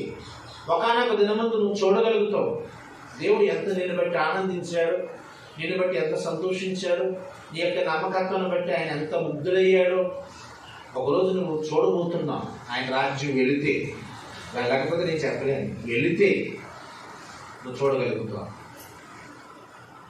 మంచిది. హల్లెలూయా. అయితే ఒకానొక దినమందు జరిగిన సంఘటన ఏంటంటే, నయమాను ఇంటికి వచ్చాడు. ఇంటికి వచ్చిన తర్వాత అతని ఒంటికి ఉన్న కవసాలు తీసి పక్కన పెట్టాడు, యుద్ధ కవసాలు. తర్వాత ఒంటి మీద ఉన్న వస్త్రాలు తీసి మార్చుకుంటున్నాడు. ఈ మార్చుకుంటున్న సమయంలో చిన్నపిల్ల మరి యజమానుడికి మజ్జిగ తెచ్చిందో మరి మంచినీళ్ళే తెచ్చిందో తెలియదు, కానీ ఆ నీళ్లు తెస్తూ అయ్యగారు అమ్మగారి ఇచ్చి తాగండి అని ఇస్తున్న సమయంలో అతను షర్టు మార్చుకుంటున్నాడు. ఈ పిల్ల చూసింది. చూస్తే ఆ యజమానుడు ఇచ్చే ఒంటి నిండా తెల్ల మచ్చలు కనబడుతున్నాయి. అవి ఏ మచ్చలంటే కుష్టి. ఏంటది? ఎక్కడికి చెప్పనమ్మా? తెల్లని కుష్టి వ్యాధి. తెల్లని పైకి ఎలా కనపడుతున్నాడు తెలుసా? బలవంతుడిగా కనపడుతున్నాడు, కానీ శ్రద్ధ తీసి చూస్తే మాత్రం తెల్లని ఇల్లంతా కుష్టి వ్యాధి. చూసింది ఆ తెల్లని కుష్టి వ్యాధికి. ఆ పిల్ల చిన్న వయసులో కూడా భయపడలేదు, ధైర్యం కోల్పోలేదు. ఆ యజమానుడికి ఇచ్చిన గ్లాస్ ఇచ్చింది, బయటకు వచ్చేసింది. యజమానుడు బట్టలు మార్చుకున్నాడు, పని మీద వెళ్ళిపోయాడు. దేవుని స్తోత్రం. అయితే జరిగిన సిచ్యువేషన్ చూడండి. తన యజమానుడికి తెల్లని కుష్టి రోగమును చూసి ఆ పిల్ల భయపడలేదు, కానీ తన మనసులో వేదన కలిగి ఉంది. దేవుని స్తోత్రం. హల్లెలూయా. అనుకోవచ్చు, మా దేశం మీదకి వచ్చి అందరు కొట్టి చంపేసి నన్ను ఎత్తుకొచ్చి ఇంట్లో పడేశాడు, ఇలాంటికి ఇలాంటి రోగం రావాలి, ఇలాంటికి ఇటువంటి తెగులు రావాలి, ఇప్పుడు చస్తాడు అనుకుంటుందా? ఎవరైనా అలాగంటారు. ఎవరైనా ఏమనుకుంటారు సార్, ఇది ఎప్పుడు చస్తాడా, వీడి వాళ్ళే కదా నేను దేంటికి మా అమ్మ బాబులు వదిలేసి ఇంట్లో పని పిల్లగా ఉన్నాను మా దేశాన్ని పాడు చేసేసాడు, అందుకని దేవుడు వీడికి శిక్ష వేసేసాడు, అందుకే నాశనం చేసేసాడు, రోగం పెట్టేశాడు, ఇలాగ చట్ట చావాలి అని అన్నట్టుగా ఆలోచించే లక్షణం ఆ అమ్మాయికి లేదు. దేవునికి స్తోత్రం. మనసులో ఒక వేదన. ఆమె ఏంటండి? వేదనే కానీ ఆనందం కాదు. అంటున్నాను, ఎవరైనా నేను తిట్టారనుకోండి, తిట్టగానే వెళ్తుండగా ఏదో గొప్ప దగ్గర తమేమని పడిపోయింది, తిట్టి అప్పుడు నీకు మనసులో ఎలా ఉంటుంది తెలుసా? దేవుడు తెలుసు, ఎవరు తిట్టమంటే దేవుడు ఉంటాడా? పడ్డది, ఇప్పుడు బోర్లా పడ్డది. అలాగే దేవుడు తెలుసు, దేవుడు నా పక్కన న్యాయం చేశాడు. ఎంత మురిసిపోతాము. దేవుని స్తోత్రం. అనిపించదా మనకి? అమ్మ దొరగా అనిపించదా? ఎవరైనా మనం తిడుతున్నప్పుడు వాళ్ళకి ఏదైనా జారి పడినా, గొప్పు తగిలినా, నష్టం వచ్చినా దేవుడు తెలుసు, నా పక్షాన్ని దేవుడు ఉన్నాడు, దేవుడు నా పక్షాన్ని ఉన్నాడు, అందుకని ఇలా జరిగింది. ఇప్పుడే నేను బుద్ధి వస్తే బాగుండు, ఎంత ఆనందిస్తామో. కానీ పడిపోయినందుకు, జారిపోయినందుకు ఆనందించడం కాదు. ఒకరు బాధలో ఉంటే మనం కూడా బాధ కలిగి ఉండాలి. మరి ఇబ్బంది పడుతుంటే మనం కూడా ఇబ్బంది పడడానికి ప్రయత్నం చేయాలి. సంతోషించే వాళ్ళం ఉండడానికి వీలు లేదు. దేవుని పిల్లలు ఒకళ్ళు కష్టంలో ఉన్నా, ఒకళ్ళు బాధలో ఉన్నా, ఒకళ్ళు దెబ్బతిన్నా మనం ఆనందించడానికి మన సైతాన్లమా? కాదే, దేవుని పిల్లల. ఒకరు బాధపడుతుంటే మనం కూడా బాధపడాలి, కానీ ఆనందించడానికి ప్రయత్నం చేయకూడదు, సంతోషించకూడదు. అది సైతాన్ లక్షణం. అది ఎవరైనా బాధపడితే ఆనందించడం, ఎవరైనా పడిపోతే నవ్వుకోవడం, ఈ లక్షణాలన్నీ కూడా సాతానుడి యొక్క లక్షణాలే కానీ దైవ లక్షణాలు కావు. ఒకరిని చూసి మనం ఎగతాళి చేసేవారుగా, ఒకరిని చూసి నవ్వేవారుగా, ఒకరిని చూసి మన యొక్క కోరిక తీర్చుకున్నట్టు ఉండకూడదు. తప్పది, అది కరెక్ట్ కాదు. భలే జరిగింది, భలే జరిగింది, భలే జరిగింది, ఎంత సరదా. ఆ లక్షణాలన్నీ కూడా సాతానుడి లక్షణాలే, దేవుని బిడ్డలకు లక్షణం కానీ కాదు. ఆమేన్, ఆమేన్. ఆ పిల్లకి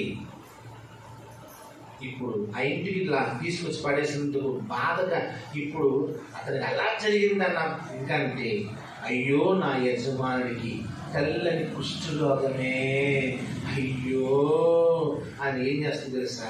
బాధపడుతుంది. తన బాధను ఒక్కసారి ఆలోచన చేసింది. నా యజమానుడు రోగం పోతే ఎలా పోతుంది, ఎలా పోవాలి, ఏ రీతిగా పోతుంది? వయసు ఎంత? చిన్నది. ఆలోచన ఎంత? పెద్ద ఆలోచన. దేవుని స్తోత్రం.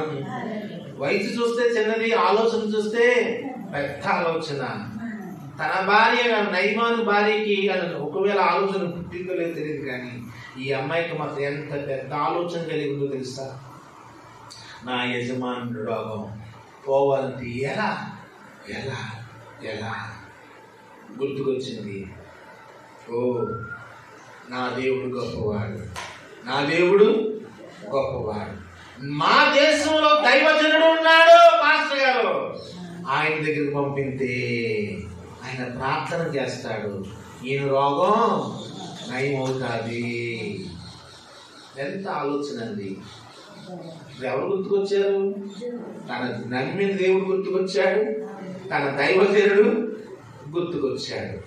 ఎవరికైనా ఒకసారి మీకు కష్టం వచ్చినప్పుడు, బాధ అనిపించినప్పుడు, అయ్యో పాపం అలా జరిగిందమ్మ నీకు, అయ్యో అయ్యో అయ్యో అని అన్నప్పుడు మీరు కూడా అది చెప్పండి, అమ్మా నేను నమ్ముకున్న దేవుడు గొప్పోడు, అవసరం మా పాస్టర్ గారు నీకోసం ప్రార్థన చేస్తారు అని ఎవరికైనా చెప్పారు మీరు?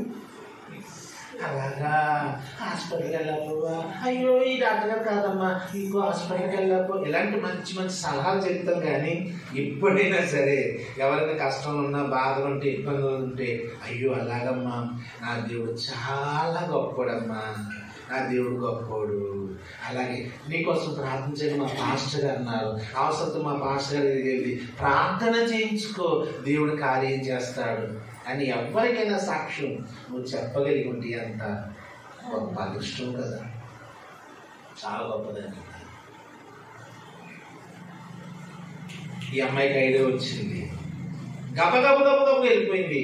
అమ్మగారు అంది. ఏంటి దానికి కేకలేంటి, ఏంటి కేకలేంటి అంటే, లేదండి మన అయ్యగారు చూస్తే నాకు బాధ కలుగుతుంది. ఏంటే ఇందాక షర్ట్ విడిపోతున్నప్పుడు చూశాను, అడిగి చూసాను అమ్మగారు, నాకు చాలా వేదన కలిగింది. నీకు కాదు, నేను కట్టుకుని నాకు బాధ కలిగింది. అమ్మగారు ఒక పని అండి, ఏంటి చెప్పు, మా దేశంలో గొప్ప దైవజనుడు ఉన్నాడు, ఒక్కసారి ఆయన దగ్గరికి అయ్యగారిని పంపించండి. అలాగా, సరే అయ్యగారు వచ్చాడు చెప్తాను అంటే అయ్యగారు వచ్చారు. ఏమండి ఫలాని ఇస్రాయేల్ దేశంలో పాస్టర్ గారు ఉన్నారండి, ఒక్కసారి ఆయన దగ్గరికి మీరు వెళ్ళండి. ఆయన సంగతి నీకెలా తెలుసా? ఈ పిల్ల చెప్పిందండి. ఈ పిల్ల చెప్తే నువ్వు ఎలాగైనావే? లేదండి, ఈ పిల్ల చెప్పిందంటే వాస్తవం అండి. ఈ నమ్మకత్వం ఎవరికి తెలుసు? గడి చెప్పండి. అవ్వడానికి చిన్నపిల్లే.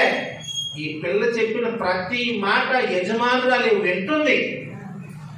ఆ పిల్ల చిన్న మాట చెప్పినది, ఆ పిల్ల ఏం చెప్పిందో తెలుసా? వాస్తవమే తప్ప అబద్ధము ఎందుకు తెలుసా? ఆ చిన్నది తన యజమానురాలకి అంత నమ్మకస్తురాలైంది. చిన్నపిల్ల నీకే తెలుసు, మా అయ్యగారు ఎన్నో మందులు వాడారే, ఎన్నో పసర్లు తాగారే, ఎన్నెన్నో వైద్యాలు తెచ్చుకున్నారు. అవన్నీ మనిషి ఎక్కడ పోవాలి, పాటల దగ్గరికి వెళ్ళమంటారు అనలేదు. ఆ చిన్న పిల్ల మాట ఆ యజమానురాలు వింటుంది. ఒక పని పిల్ల మాట యజమానురాలు వింటుంది అంటే ఆ పిల్లలు ఎంత నమ్మకత్వమో తెలుసండి. ఎవరైనా పని పిల్ల చెప్తే యజమానురాలు వినరు. యజమానురాలు ఏదైనా చెప్తే పనులు చెయ్యాలి. కానీ ఒక పని పిల్ల చెప్పింది యజమానురాలు నమ్మి తన భర్తకు చెప్తుందంటే ఆ పిల్లలో ఉన్న నమ్మకత్వం అంత గొప్పది. దేవుని పిల్లారా, చూడవే లేదండి, ఈ పిల్ల చెప్పిందంటే నిజమే అండి, ఒక్కసారి మీరు ఆ దేశం వెళ్ళండి. సరే, ఆ పిల్ల నమ్మకత్వం నాకు తెలుసు, నువ్వు బ్రతుకులాడుతున్నా కనుక సరే వెళ్తాను. మా మాట మరి వేరే దేశం కదా, రాజుగారు చెప్పి వెళ్తాను అని చెప్పాడు. వచ్చాడు రాజుగారి దగ్గరికి, మామూలుగా సివిల్ డ్రెస్లో వచ్చాడు. ఏమయ్యా నయమని ఎలా వచ్చావండి అన్నాడు రాజు. ఏమీ లేదండి, ఇస్రాయేల్ దేశం వెళ్ళాలనిపిస్తుందండి. ఇస్రాయేల్ దేశం మా అన్నయ్య కదా తగలబెట్టేసి వచ్చేసావు, మా అన్నయ్య కదా నాశనం తీసుకొచ్చేసావు, మరి ఇప్పుడు ఆ దేశం నీకేం పని ఉందయ్యా అన్నాడు రాజు. ఏమీ లేదండి, అక్కడ పాస్టర్ గారు ఉన్నారట, ప్రార్థన చేస్తే నా కుష్టి రోగం నయం అవుతుందని వెళ్తున్నాను. నీకెవరు చెప్పారు ఈ మాట? మా ఆవిడ చెప్పిందండి. మీ ఆవిడకి చెప్పి ఎవరు చెప్పారయ్యా? మా ఇంట్లో పని పిల్ల చెప్పింది. ఆఫ్టర్ ఒక పని పిల్ల మాట తీసుకుని ఎక్కడో దేశం కానీ చేసి వెళ్తావా? ఏంటి పని పిల్ల మాట తీసుకుని ఎవరో గొప్ప గొప్ప వాళ్ళు చెప్తే వెళ్ళేవనుకోవచ్చు, కానీ ఒక ఇంట్లో ఒక పని పిల్ల చెప్పితే నువ్వెలాగెళ్తావు అనుకుంటున్నావయ్యా? దేశంగా పక్క ఊరు కూడా కాదనే, పక్క ఊరు కాదు, పక్క రాష్ట్రం కాదు, పరాయి దేశం. ఈ దేశాన్ని నుంచి ఆ దేశం వెళ్ళాలనుకుంటున్న ఒక పని పిల్ల మాట నమ్మి ఎలాగనిపిస్తుందయ్యా?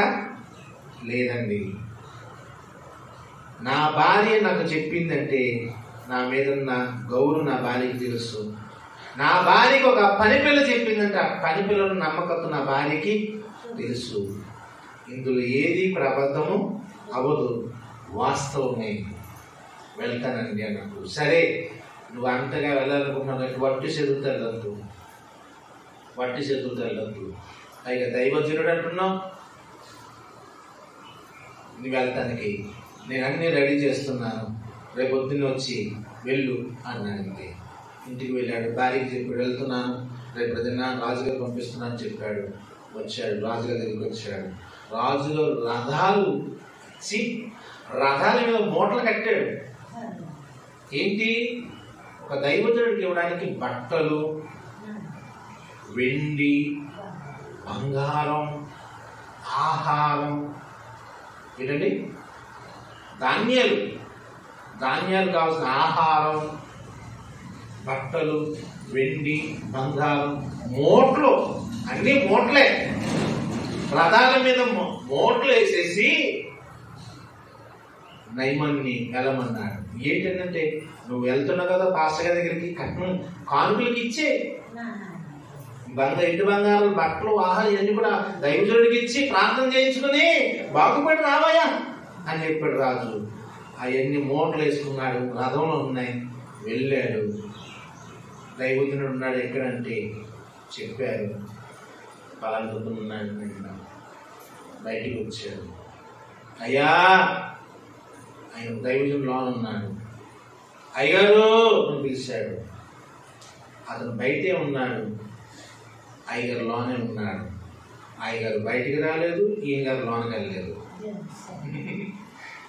ఏంటండి, ఈయన గారు లోనకి వెళ్ళలేదు, అయ్యగారు బయటికి రాలేదు. ఎవరో ఒకరికి బయటకు వస్తే బాగుండు.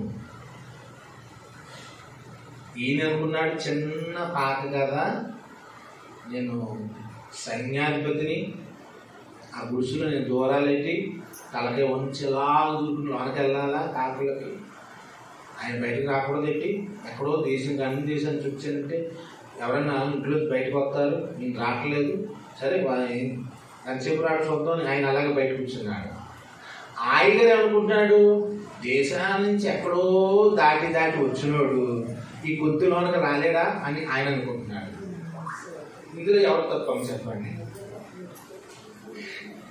ఎవరు తప్పం? అయ్యగారు ఏమనుకుంటున్నాడు, ఎక్కడో పరాయి దేశం నుంచి ప్రయాసపడి వచ్చినోడు బయట గుమ్మగాడు లోనకి రాకూడదా అని ఆయన అనుకుంటున్నాడు. ఈయనేమనుకున్నాడు, నేను ఎక్కడి నుంచో వచ్చి ప్రయాసపడితే ఇంట్లోంచి బయటకు కూడా ఈయన రాలేడా అని ఈయన అనుకుంటున్నాడు. అయ్యగారు లోనే ఉన్నాడు, ఈయన బయటే ఉన్నాడు. అప్పుడు అయ్యగారు లో నుంచి ఒక మాట చెప్పాడు, నాయనా నాకు అర్థమైంది, ఈ కుష్ఠరోగంతో నువ్వు బాధపడుతున్నావు, మా యోర్దాను నది ప్రవహిస్తుంది చూసేవా, వచ్చినప్పుడు చూసుంటావు. ఒక్కసారి ఆ యోర్దాను నదిలోకి వెళ్ళి 7 సార్లు మునుగు, ఈ లోపల నయమైపోద్ది వెళ్ళు అని లోన్ నుంచి అయ్యగారు సమాధానం చెప్పాడంటే. ఏంటండి, అయ్యగారు లోన్ నుంచి సమాధానం చెప్పాడు. నేను కోపం వచ్చింది, ఏదో వస్తాడు, చేసి నిలుస్తాడు, మంత్రం ఎత్తాడు, ఏదో పాముతాడు, ఏదో చేస్తాడు, నెత్తి మీద సిరులు వేస్తాడు, ఇల్లు అనుకున్నాను. కానీ ఈయన అసలు ఇంట్లోంచే బయటికి రాలేదు. ఎక్కడికి వెళ్ళమంటాడు, యోర్దాను నదులకి 7 సార్లు మునుగు అంటాడు. 7 సార్లు అందులోకి వెళ్ళలేదు, ఎన్నిసార్లు రాలేదు? అంతకన్నా గొప్ప నదులు మా దేశాల్లో లేవా? మన దేశంలో లేవా? 12 సంవత్సరాల పుష్కరాలు వస్తాయి, గోదావరి మునిగితే పాపాలు పోతాయి. చచ్చిన వాళ్ళకి పిండాలు పెడితే స్వర్గస్థులైన వాళ్ళకి బాగుంటుంది ఆశీర్వాదం, వాళ్ళు పూర్వజన్మ సుకృతి కలుగుతుంది, అవి కలుగుతుంది, ఇది కలుగుతుంది. మా దేశాల్లో లేవు నదులు. గోదావరి లేదా, కృష్ణ లేదా, పెన్న లేదా, కావేరి లేదా, తుంగభద్ర ఏమీ లేదు. అలాగే మా దేశం ఎన్నో గొప్పగా పుణ్య నదులు ఉన్నాయి. ఆఫ్టర్ యోర్దానులను మునిగితే రోగం నయమవడం ఏంటి? నేనేదనుకుని వచ్చాను ప్రయాసపడి, నేనేదో జరుగుతుందని వచ్చాను, నేను మునగబడి మార్చబడింది. దేవుని స్తోత్రం. ఇది ఎలాగా? కుష్టు శరీరానికి పసిపిల్లవాడి శరీరానికి ఎంత వ్యత్యాసం ఉంటుంది. కుష్టి వ్యాధి శరీరం ఎలా ఉంటుంది తెలుసా? దండబారిపోయి మచ్చలు వచ్చేసి, 7 వంకలు వచ్చి, కంపు, రసి, వాసన.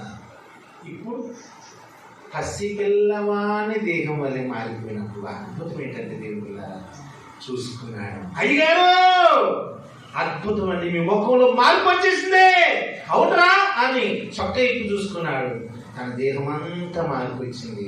అనుకున్నాడు, అబ్బా దేవుడు ఎంత గొప్పడు ఈ దేవుడు అని చెప్పి రథం చెప్పరా పాస్టర్ దగ్గరికి అన్నాడు. అంతే. దేవుని స్తోత్రం. ఈసారి ఇటు లోనికి ఎంతగా బయటపడి కానీ ఇప్పుడు లోనికి వచ్చి సైగారు అని కాళ్ళు పెట్టేసుకుని దేవుడు అద్భుతం చేశాడండి, అద్భుతం చేశాడని దయచేసి ఈ దీనుడి కానుక అండి, ఈ దీనుడు కానుక అని బంగారం, వెండి, బట్టలు, ఆహారం, మూటలు తెచ్చి ఆయన ముందు పెడుతున్నాడు.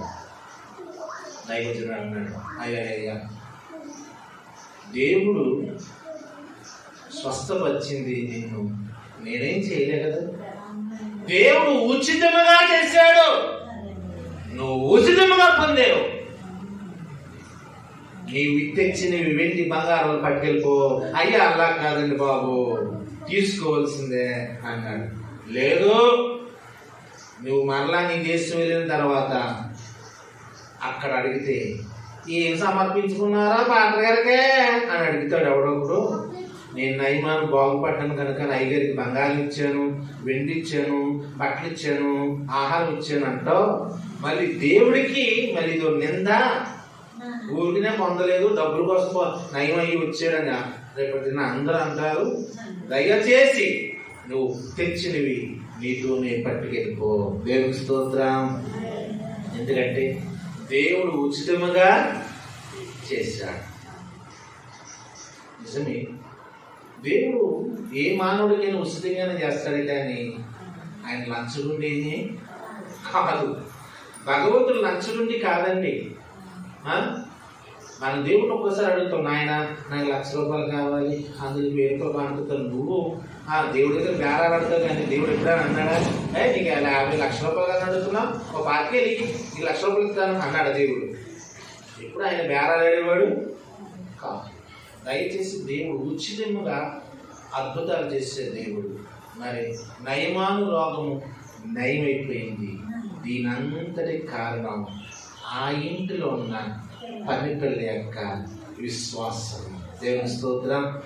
ఆ పిల్ల బానిసైన తన యజమాడు బాగు కోరి, తన యజమాడు నయమవ్వాలని ఆతృత వేదన కలిగిన ఒక పని పిల్ల ఆ ఇంటికి ఎంత వెలుగుని తెచ్చిందో తెలుసండి, ఎంత మహిమను తెచ్చిందో తెలుసా. ఒక పని పిల్ల, ఒక తన ఆ పిల్లకి అవసరంలా ఇవన్నీ, తన భార్య పడుతుంది, ఆ పిల్లకి అవసరంలా. నాకెందుకు ఆ నయమానికి లేని దొరద, ఆ ఆవిడకి లేని దొరద, ఈ పిల్లకి ఎందుకు? అయినా సరే దేవుడు నమ్మింది కనుక ఒక భారం కలిగి, ఒక బాధ్యత కలిగి తన యజమానుని నయం చేసుకోవడానికి ప్రయత్నం చేస్తుంది. అలాగే ఈ రోజున దేవుని పిల్లారా, మన జీవితాల్లో కూడా ఎవరో సంగతి నాకెందుకు, ఎవడో పోతే నాకెందుకు, ఎవరొస్తే నాకెందుకు, వాళ్ళ సంగతి నాకెందుకు అనుకుంటే అది అజ్ఞానం. కానీ దేవుని బిడ్డలమైన మనం ఒక భారం కలిగి, బాధ్యత కలిగి, ఎవరైనా నమ్మకపోయినా, గుడికి రాకపోయినా, దేవుని చేసుకోకపోయినా వాళ్ళ కోసం ఒక భారము బాధ్యత కలిగి ప్రార్థించే వారముగా, ప్రభు యొక్క నడిపించే వారముగా, దేవుని యొక్క మహిమా ప్రభావాలంటే వారికి చూపించేవారుగా మనం జీవించవలసిన వారమే ఉన్నాం. మరి అటువంటి కృప, అటువంటి ధన్యత మనం కూడా కలిగి ఉన్నాం. ఒక పని పిల్ల, బానిస పిల్ల ఆ ఇంటికి ఒక వెలుగుని నింపింది. మరి నీవు ఎంతమంది గృహాలకి మార్పు కలిగించి వెలుగు నింపుతున్నావో నాకు తెలియదు. రేపటి నాన్న వాళ్ళే సాక్ష్యం చెప్తారు, ఫలానా అమ్మాయి ఫలానా వచ్చి దేవుడి గురించి చెప్పిందండి, ఆ అమ్మాయి చెప్పబట్టే, ఆవిడ చెప్పబట్టే ఈరోజు నేను వేసుకొని నమ్ముకున్నానండి. యేసు బాబండి నేను గుడికి వచ్చేదాన్ని కాదు, ఆ ఫలానా వాళ్ళు బ్రతిమలాడారు, అందుకని గుడికి వచ్చి రాగలుగుతున్నాను. ఈరోజు నేను వేసుకోవాలి నమ్ముకున్నానంటే వాళ్ళు నా గురించి ఎంత భారం కలిగి ప్రార్థన చేశారండి. వాళ్ళు నా ఇంటికి రోజు వచ్చి నమ్ముకో నమ్ముకో నమ్ముకో అన్నారు, మందిరం మీరు నడిపించారు, వాళ్ళు నడిపించారు, ఈరోజు నేను నమ్ముకున్నాను అని నీ గురించి సాక్ష్యం చెప్పగలిగితే నీ జీవితం కూడా ధన్యమే. అటువంటి కృప, అటువంటి ఆశీర్వాదాలు దేవదేవుడు నీకు నీ కుటుంబానికి దయచేయుగాక. ఆమేన్. ప్రార్థన చేసుకుందాం. కన్ను మూసుకోండి. ప్రేమ నమ్మకం కలిగిన మా ప్రియ పరలోకపు తండ్రి, మీకు వందనాలు, స్తోత్రాలు. ఈ సమయంలో మేము ప్రార్థన చేస్తున్నాం. ఈ గూడుకు అంతట్లో మీరు తోడుగా ఉన్నారు. నీ బిడ్డలు పాడిన పాటలు విన్నారు, వారు చేసిన ప్రార్థనలు విన్నారు. ఈరోజు వాక్యం విన్నాం. ఒక బానిస పిల్ల, చిన్నది, నయమాను ఇంటికి ఒక బాధ్యత కలిగి, నమ్మకత్వం కలిగి, ఆ ఇంటి విషయమే బాధ్యత కలిగి భారంతో దైవ జనుడు గురించి చెప్పి, నా యజమానుడు నయం అవ్వాలి, నా యజమానుడు బాగుపడాలి, నా యజమానుడు జీవితంలో ఆనందం నేను చూడాలి, మా అమ్మగారి జీవితంలో ఆనందాన్ని నేను చూడాలి, ఆ వేదన పోవాలి, రోగం పోవాలి, నా యజమానుడు నా అమ్మగారు ఆనందంగా ఉండాలి, సంతోషంగా ఉండాలని ఆశపడి రోజువా దైవజనుడి గురించి దేవుని గురించి సాక్ష్యం ఇచ్చి పంపించింది నాయన. ఇప్పుడు నయమానం సంపూర్ణ ఆరోగ్యవంతుడై పసిపిల్లవాని దేహముతో ఎగురు గంతులు వేస్తూ ఇంటికి వచ్చాడు నాయన. ఎంత ఆనందం! ఆ పని పిల్లని ఎంత ఎత్తుకుని ముద్దాడు ఉండొచ్చు నాయన. ఆ పిల్లకి, ఆ బానిస పిల్లకి ఎన్ని సార్లు థ్యాంక్స్ చెప్పి ఉండొచ్చు నాయన. ఎన్నిసార్లు ఆ పిల్లని మెచ్చుకుని ఉండొచ్చు నాయన. ఆ పిల్లని బట్టి ఎంత ఆనందపడిపోయారో నాయన ఆ రోజు భార్య భర్తలు. ఆ పని పిల్లని బట్టి ఎంత సంతోషం వచ్చేసిందో, ఎంత ఆనందం వచ్చిందో. అమ్మ నీ వల్లనే ఈరోజు అయ్యగారు బాగుపడ్డారు, నీ వల్లనే, నీ ద్వారానే. ఆ పని పిల్ల గురించి ఎంత ముగ్ధులై సాక్ష్యం ఇచ్చారు నాయన. అవును, ఆ ఇంటికి ఒక వెలుగుగా నిలబడింది ఆ పిల్ల. మేము కూడా అనేక మంది గృహాలకు వెలుగుగా నిలబడాలి. నశించిపోతున్నారు, నరకానికి వెళ్ళిపోతున్నారు, రక్షణ లేక, మారు మనసు లేక ఎంతో మంది నైనా చెడిపోతున్నారు. అనేక మంది చెడు ప్రవర్తన కలిగి, చెడు అలవాట్లు కలిగి, చెడులో బ్రతికిని సర్వనాశనం చేసుకుంటున్నారు. అటువంటి వారికి మేము కూడా మార్గదర్శక సాక్షులుగా నిలబడి మంచిని, ఆనందాన్ని, సంతోషాన్ని వారి కుటుంబాలకు అందించే వారముగా మమ్మల్ని స్థిరపరచండి. ఆ రీతిగా మమ్మల్ని నడిపించి మీరు మహిమ పొందండి. విన్న కొద్ది వాక్యం వారి హృదయాల్లో ముద్రించి మీరు మహిమ పొందండి. అలాగే మీ బిడ్డలు తెచ్చుకున్నాను, మోనికకి ప్రార్థిస్తున్నాను. ఆ తైలాలు మీరు ముట్టి స్వస్థపరచండి. ఎవరు రాసుకున్నా శారీరక స్వస్థత, మానసిక స్వస్థతలు వారికి అందించండి. సంపూర్ణ ఆరోగ్య దీవెన వారికి దయచేయండి. రక్షణ లేని కుటుంబానికి రక్షణ భాగ్యం, మారు మనసు అందించి ఆదివారం ఆరాధనలు ఆరాధించేదంతా మీరు మాకు అందరికీ దయచేసి మీరే మహిమ పొందాలి. మా ప్రభువును రక్షకుడు నేను యేసు క్రీస్తు వారి యొక్క నామమున ప్రార్థించి వేడుకుంటున్నాను తండ్రి. ఆమేన్. మన తండ్రి అయిన ప్రేమ, మన రక్షకుడు మన ప్రభువైన యేసు క్రీస్తు వారి యొక్క కృప, పరిశుద్ధాత్మ దేవుని యొక్క అన్యోన్య సహవాసము, సమాధానం ఇప్పుడును ఎల్లప్పుడును కూడి వచ్చిన మనకందరికీ, ఈ కూడికలో పాల్గొన్న ప్రతి ఒక్కొక్కరికి ప్రభు రాకడ వరకు సదాకాలం తోడేంటి నడిపించును గాక. ఆమేన్. హల్లెలూయా, హల్లెలూయా, హల్లెలూయా. స్తోత్రం, స్తోత్రం, స్తోత్రం. ఆమేన్, ఆమేన్, ఆమేన్.